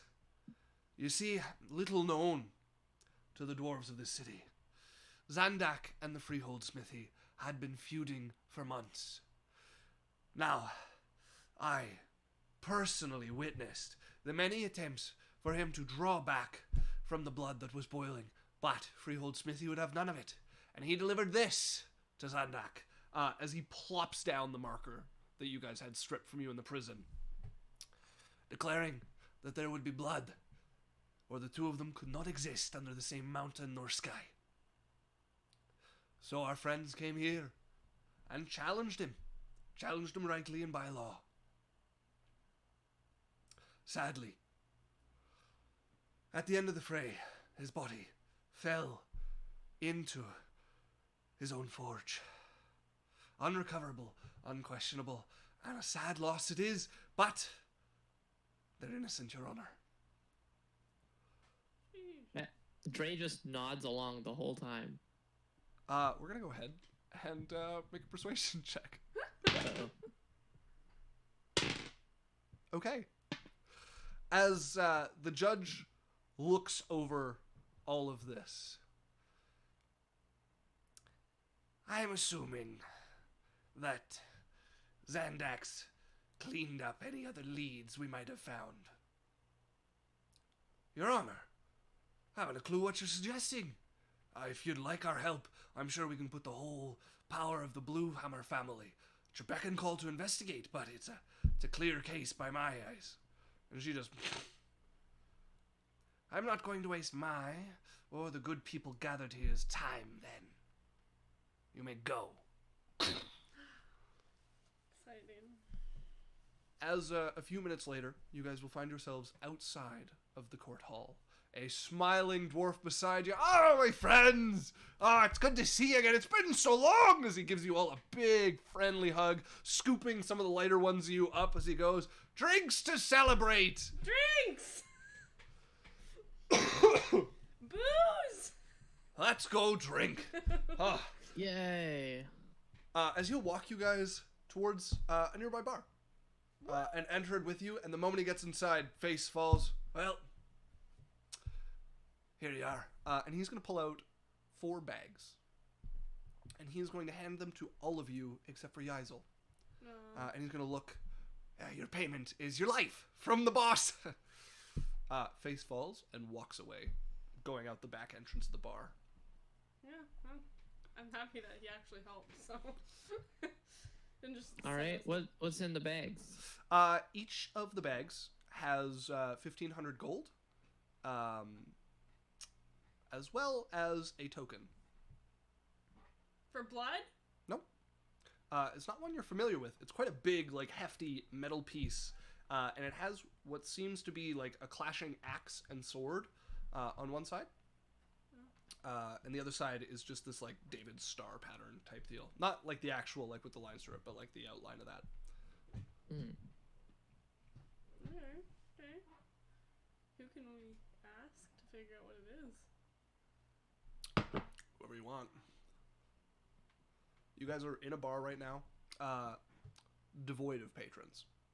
Completely devoid. You are the only ones in there other than the bartender, who is standing, arms folded, leaned against the bar, looking at you all with just a droll stare. You have a feeling this bar probably belongs to somebody you're well familiar with. Oh shit. Well, that was go to a different bar. What did you say? Yeah, I would probably want to go to a different bar. What did Alex say? that was exciting. Exciting? Yeah, kinda. It's a little adrenaline-inducing. Man, I think that prisons should take notes from Dwarven Manacles. Unpickable. Yeah? Yeah, unless we're in that prison. Just, I don't know what they do with them. They're just marvels of engineering. Rolls a natural 1 right out of the gate.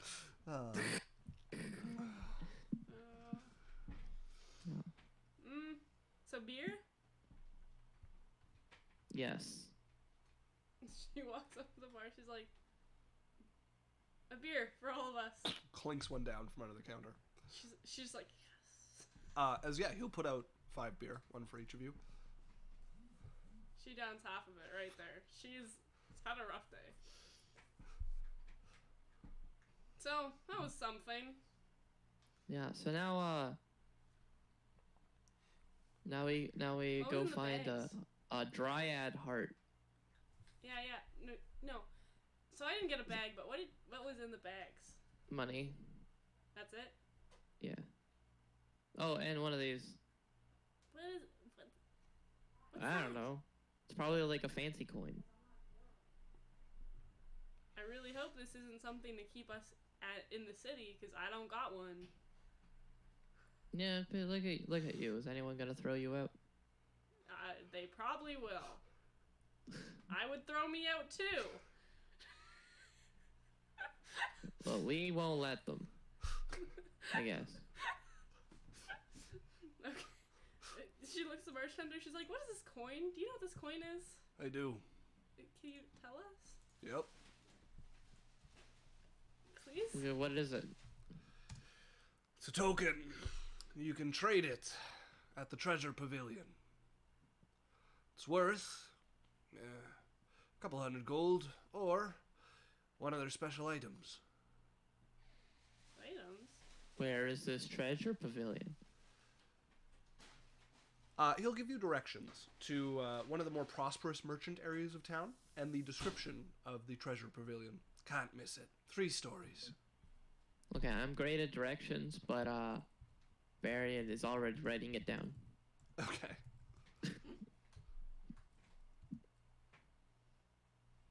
All right. Yeah, I was like, you guys go. What time is it? You guys had your trial morning-ish. After everything's said and done, noon. All right, how about this? Let's go pick out some treasure, Okay. and then come here or somewhere else and drink, and then we'll figure out what we want to do about our dragon later. Landshark place. Oh, I was a wreck for days. Prison was made so much worse. Landshark. You just love yelling it. Wait, wouldn't a dragon be a land shark? No. No, it's an air shark. Air shark. As you guys exit the bar to make your way to the treasure pavilion, you would see a smiling face looking at you all. Well, how was it?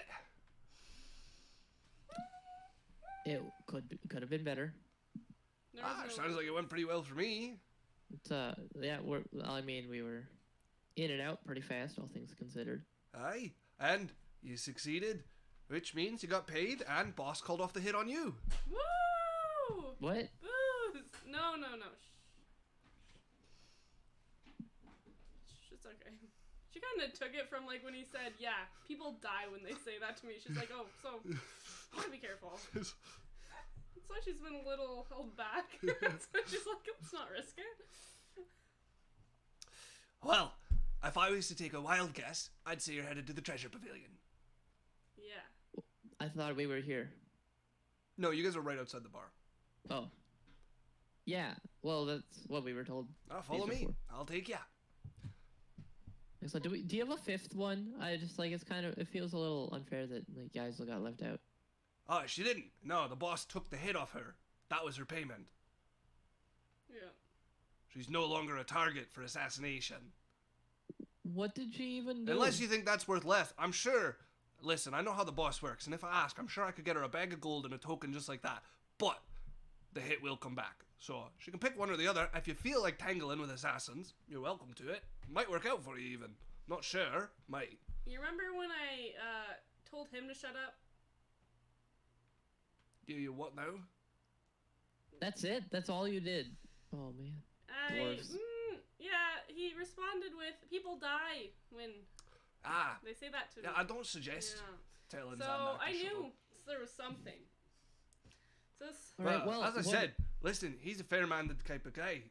He'd give you the prize, the other one. You pick your prize.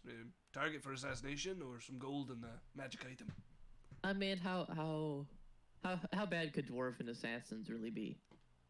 I got one way for you to find out. Well, yeah, so it's up to you. The way that I actually kind of want to risk. You will get 1,500 gold and an item from the treasure pavilion. And yeah, there will be dwarves after your life. You know what? Why don't we see what's at the treasure pavilion? Before my impulsive self is like, you know what? Let's fight them.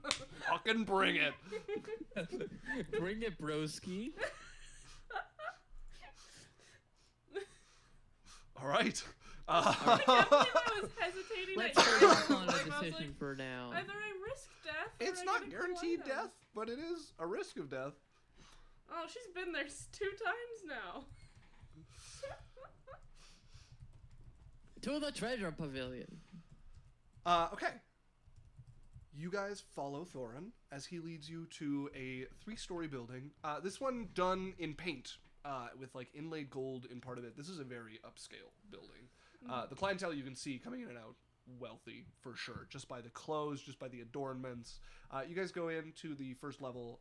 It is bristling with guards. There is stuff on display.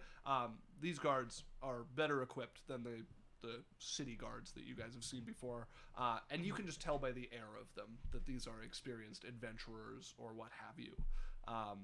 There's stairs going up. There are 2 guards flanking either side of it and an attendant standing in front of it in the treasure pavilion robes. Thorin leads you right to this guy standing there who takes one look over your little ragtag group and your armor and your whatnot and your 3 days without a shower. Face kind of crumples, And Thorin's like, all right, give him the coin. Here you go. As you all just like, he's like, trying to catch 4 coins that go flying towards him. He picks them each up off the ground and looks over at your group. His estimation of you clearly changing in that moment. He's like, my apologies for any upset I may have caused. I assumed you to be rabble. Please follow me to the 2nd floor. Oh, we are. Sorry, 4 tokens. Which of the 4 do they belong to? Them. Not her. Yeah. Right, I'll wait down here with... Yeah. I'll stay here. As the other 4 of you are led up to the 2nd floor of the pavilion. Allow me to show you around. These are our goods. As they have most of anything you can think of. The 2nd floor is filled with items. Most of them with a little description card on them explaining their magical effects. We can procure just about any item you can think of a mundane nature, and your token allows you the free purchase of 1 uncommon magic item. So, mechanically, you guys can basically choose an uncommon magic item that you want. And except in very rare cases, the Treasure Pavilion will either have it or be able to procure it. All right. Now, I've just sprung a choice that might come with some research on you guys. So, you are free to make no choice now, do some research, and then retcon the choice you made later.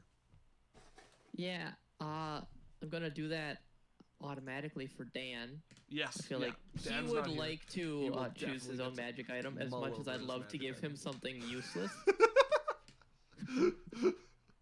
It's what I thought Barian would get.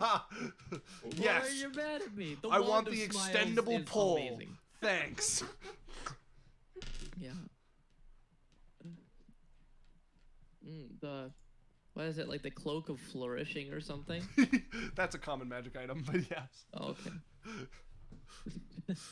You It use an does uncommon nothing. token I to get know, him a I know. Your common? thing is usually like wanting to do cool things mechanically, but I found you the most useless, like niche scenario thing.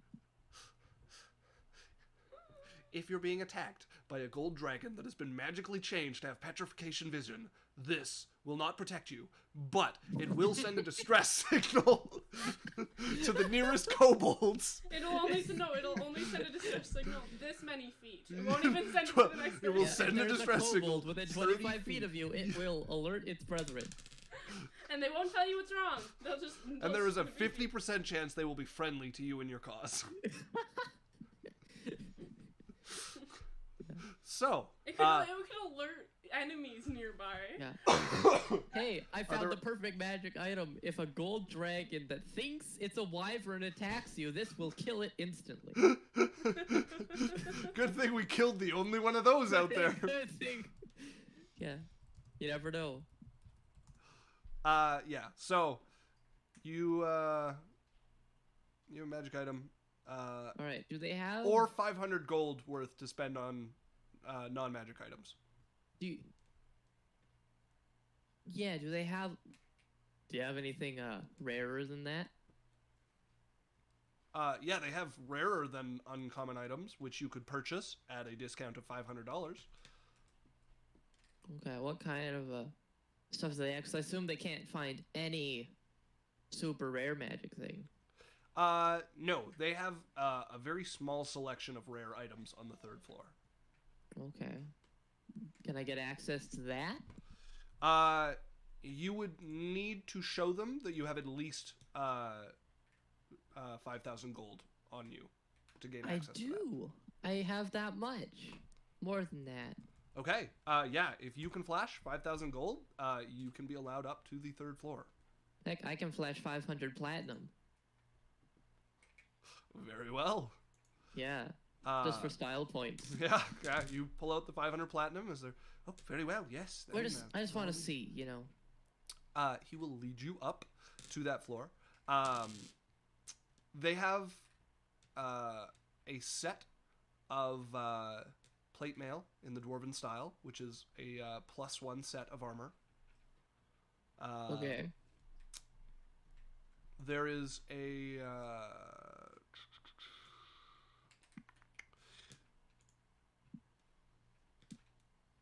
belt of hill giant strength.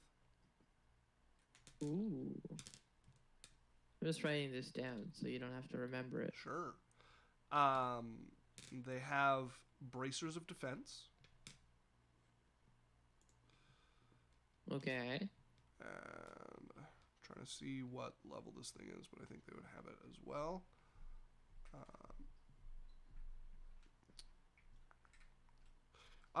Yeah, they also have a Dragon Slayer longsword. Okay. And there is one more thing. I'm just trying to find it. Dragon Slayer longsword sounds so cool. I'm gonna do research on it later.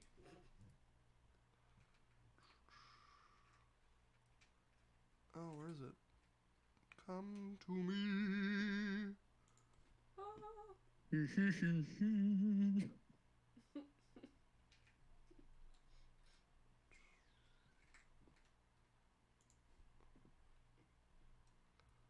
game has a lot of magic items, you know that? Do you know how many magic items this game has?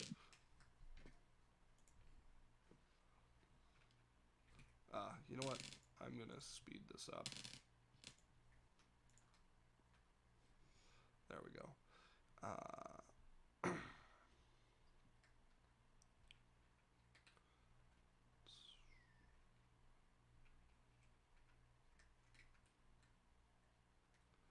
And they have a Wand of Wonder. Okay. Okay. Hang on, let me. Esdrea ponders.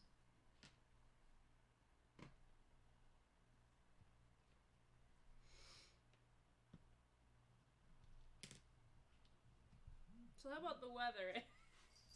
So how about the weather? Oh, the Wand of Wonder is so memey. Yeah, it is quite a random effect, yeah. That's cool. What does it do? You roll a d100, and it has like 20 different effects it could have. Anytime you use it, one of them happens. You don't know which. Oh. Great.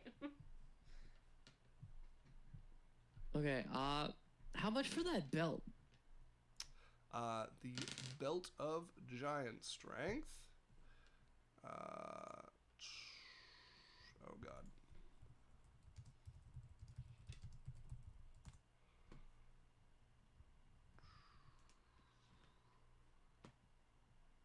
That's not what I want. I just want the list.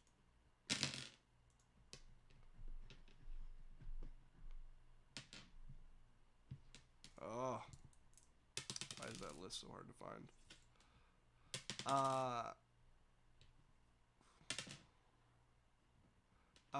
That would be worth 4,000 gold. Ooh. I'll take it. Okay. You have to spend 3,500 because you can trade in your token for $500 that. Ooh. Now, can I also buy other stuff downstairs still? Nope. Okay, they won't let me take more than one thing. Nope. You guys are only allowed into the shop because you have this token. You would normally not be welcome as its customers. This is not the sort of place that one just window Wanders shops. into. Yeah. Yeah. Okay, let me... Just gonna do a brief pause just to make sure that these other things do what I remember them doing. Okay. Just, Very well. Keep them. yeah. Keep them for Dan as well, in case he also wants to do the same thing. Yeah. But in that case, you guys eventually find yourselves outside of the treasure pavilion. The guards on the outside keeping a firm watch on you guys as they're standing there, hands kind of drifting to their weapons as they see armed and armored people hanging out outside of their shop full of goodies. Thorin standing there with you all. I suppose next you're going to want to know where the dragon is, eh? Yeah. I can get you that. You can? I can. Wow, you've been such a good help to us. Well, I'm a scoundrel, but I'm laid back. I Nice. I am known for my success with women. Absolutely not. I would love to, Don't. because I know that. Just saying. Is You a made a important woman thing cry. here. Just saying that when the girl right behind you bursts so fervently into absolutely not the moment you start talking about relationships, I don't want to hear that. That's a good I move on mean- your part. I remember Well- watching him getting beat up by a bartender for making a girl cry. Low move. There's Mhm. okay, it's a long story. Also, I think I have probably 400 plus years of experience on you. Well, how old are you, Elf? 124? Alright, so I got 300 years on you. I may only be 100 and something this life, but I Wait, lived a no. good 300 in No, my just last like life. 104. Yeah, you'd be like 104.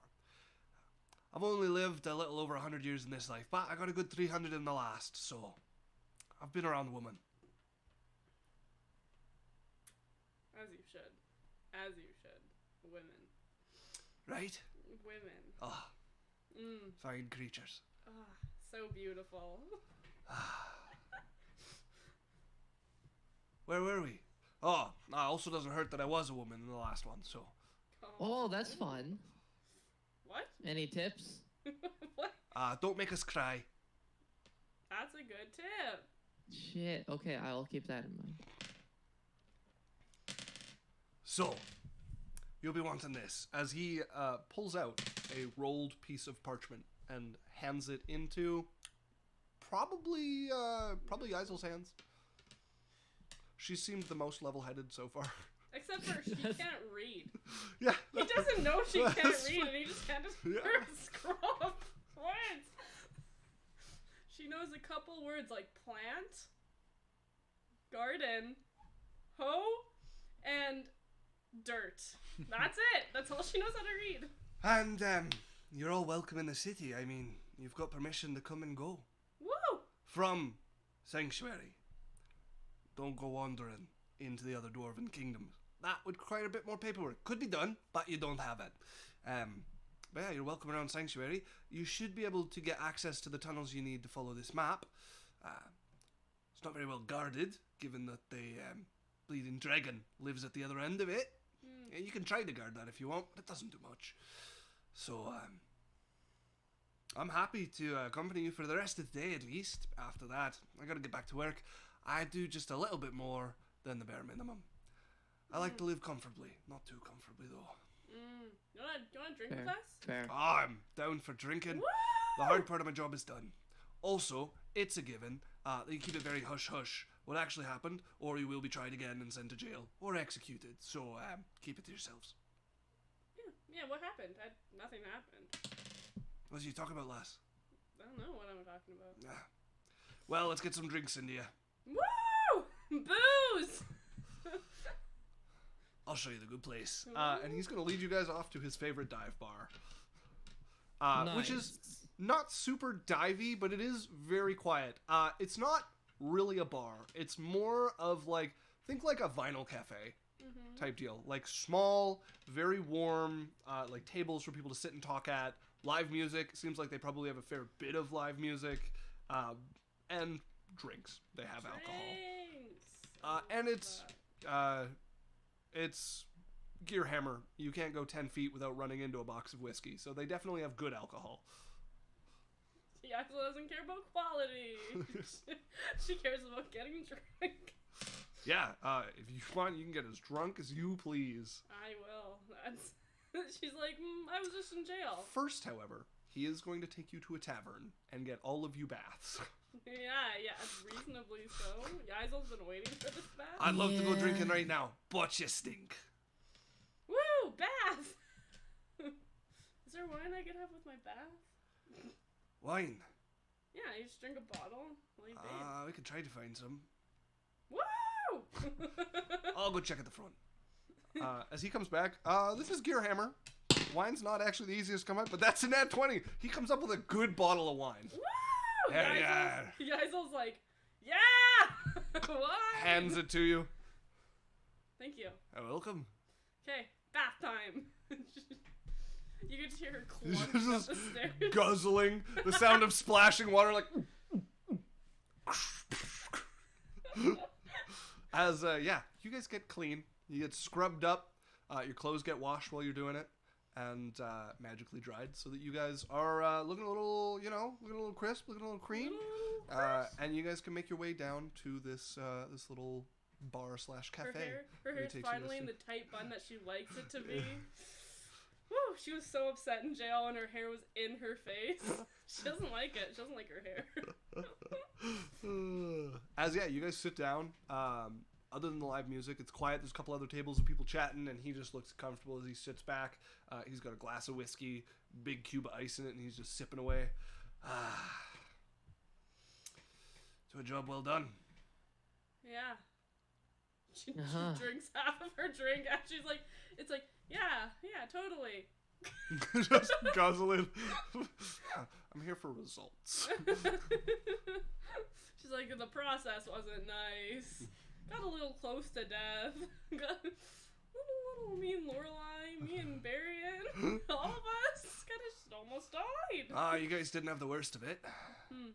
Well, if a sacrifice had to be made. I mean, Ora, the guy who distracted her, he was flogged in the streets for bearing false witness to a high council, but worth it to get her out of there. And then the guard that led you guys, he was also flogged and put on a month leave, but don't worry, he's getting paid while he's gone. Not by the guard post, mind you. Money's paid money. Vacation. Money's money. Isn't it?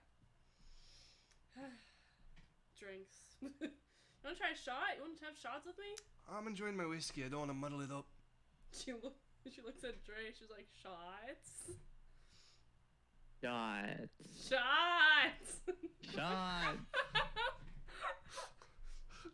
Shots are available.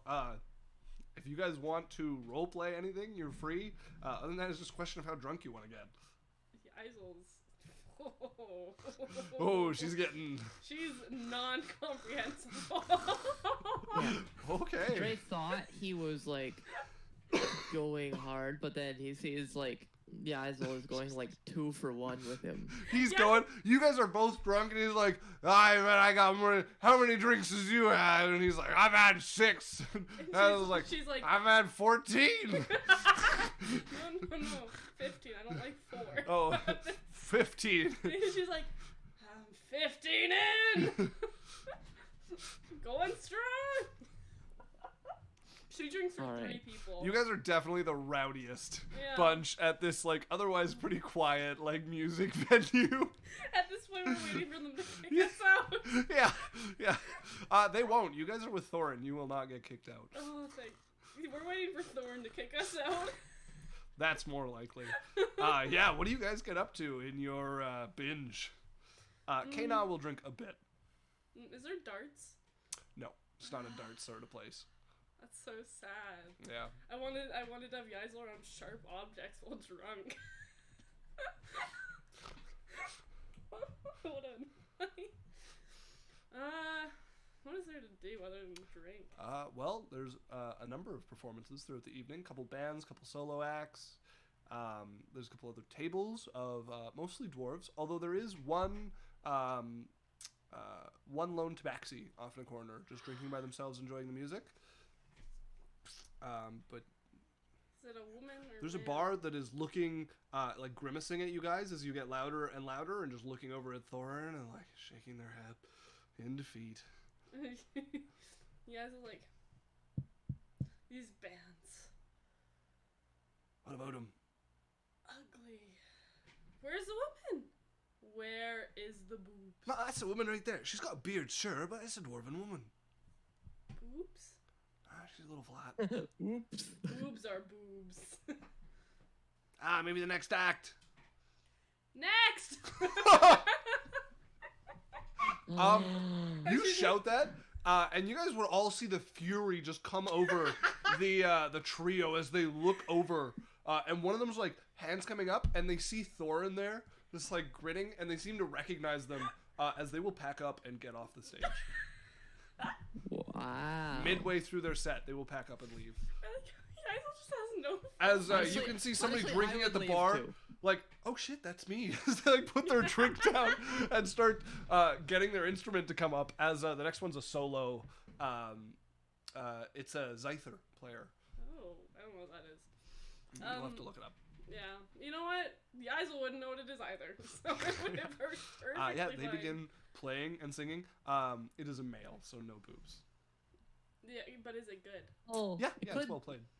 it could be. Yaisel's just kind of bopping. She's like, Going along with it. at least he makes up for not having boobs. yeah, it's well done. It's not like there's no heavy beat or anything. Like this is kind of a Like a more vibe. relaxed sort of joint. Yeah. Yeah, it's just a nice vibe. As he begins playing, you can see sweating bullets looking over at your table, like frequently making sure you're having a good He time. doesn't want the Dragonborn to kill next. Yeah, it does not feel like getting booted off the stage before he can make any tips. Yeah. He sees Yaisel yawn and just like doubles the tempo. Yeah. No, he's like playing a song and he like switches and you're like not really paying attention. He sees you yawn and like goes back to the thing you were like vibing to before. He's like, better safe than sorry. We don't want an angry drunk. Oh, okay. I think that's all they do. That's Yeah, all yeah. Yaisel does. She just kind Yeah, of you vibes guys and yells next. Just a little too rowdy for this low-key pub. Nobody says anything. As you guys drink that anyway, anything from Lorelei or from Dre? Dre is kind of like drinking a decent amount, but sort of keeping to himself. Not quite engaging as much in the frivolity as he usually does. Okay. And Lorelei is just, as usual, keeping an eye on everything. Probably, yeah. Okay. Just keeping an eye on people. Very well. She keeps her eye. As By the way, she got a ring of truth telling. It gives her advantage on insight checks to determine whether someone is lying to you. you do need to check them with me because I said there are some rare cases where they don't appear. Okay.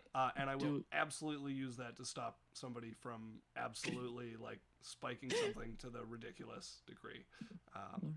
So Oh, they don't have one. I What a shall shame. I shall consider that, and I will give you an answer later. It'll come in the Okay. mail. Yeah. They'll be like, No, I have played a long campaign. I played a campaign to level 20 where I allowed people to get magic items just freely, and they absolutely just optimize the hell of it, and it gets way less interesting just as a game. Okay, that's fair. I already kind of auto succeed. Yeah, So. yeah. So, you guys party the night away at this quiet place. It's not the type of energy that's gonna like keep you going super late in the night. So a reasonable 2 a.m. evening to it. As at 2 a.m. the bartenders are like looking at him and he just gives them away like, "Don't worry, we're not gonna make you stay open. I'm on, folks. Let's get you into a tavern." Yaisel's like, fine. Yeah, as he will pull you guys to a tavern and find a room for you. It's not free. You guys will have to. We are at the end of the month actually, so now is a good time to deal with lifestyle costs. Ooh. So, lifestyle costs anywhere from wretched to lavishly opulent. What sort of lifestyle do you guys lead and pay for? She only buys booze. I That's all I she- will give you an adequate, Okay. which at the bottom end is 12 gold per month. Okay, that's. Given the big spending you did at the end here at this place, I'm going to say it's 15 gold for this month. That's fine. That's okay. For Lorelei and Dre? Lorelei is is a very frugal person. Yeah. She's used to getting by with little and is not used to having money, so she is So adequate. There's meager and wretched below that. And if you're in those, we roll for disease. Just just adequate. Okay.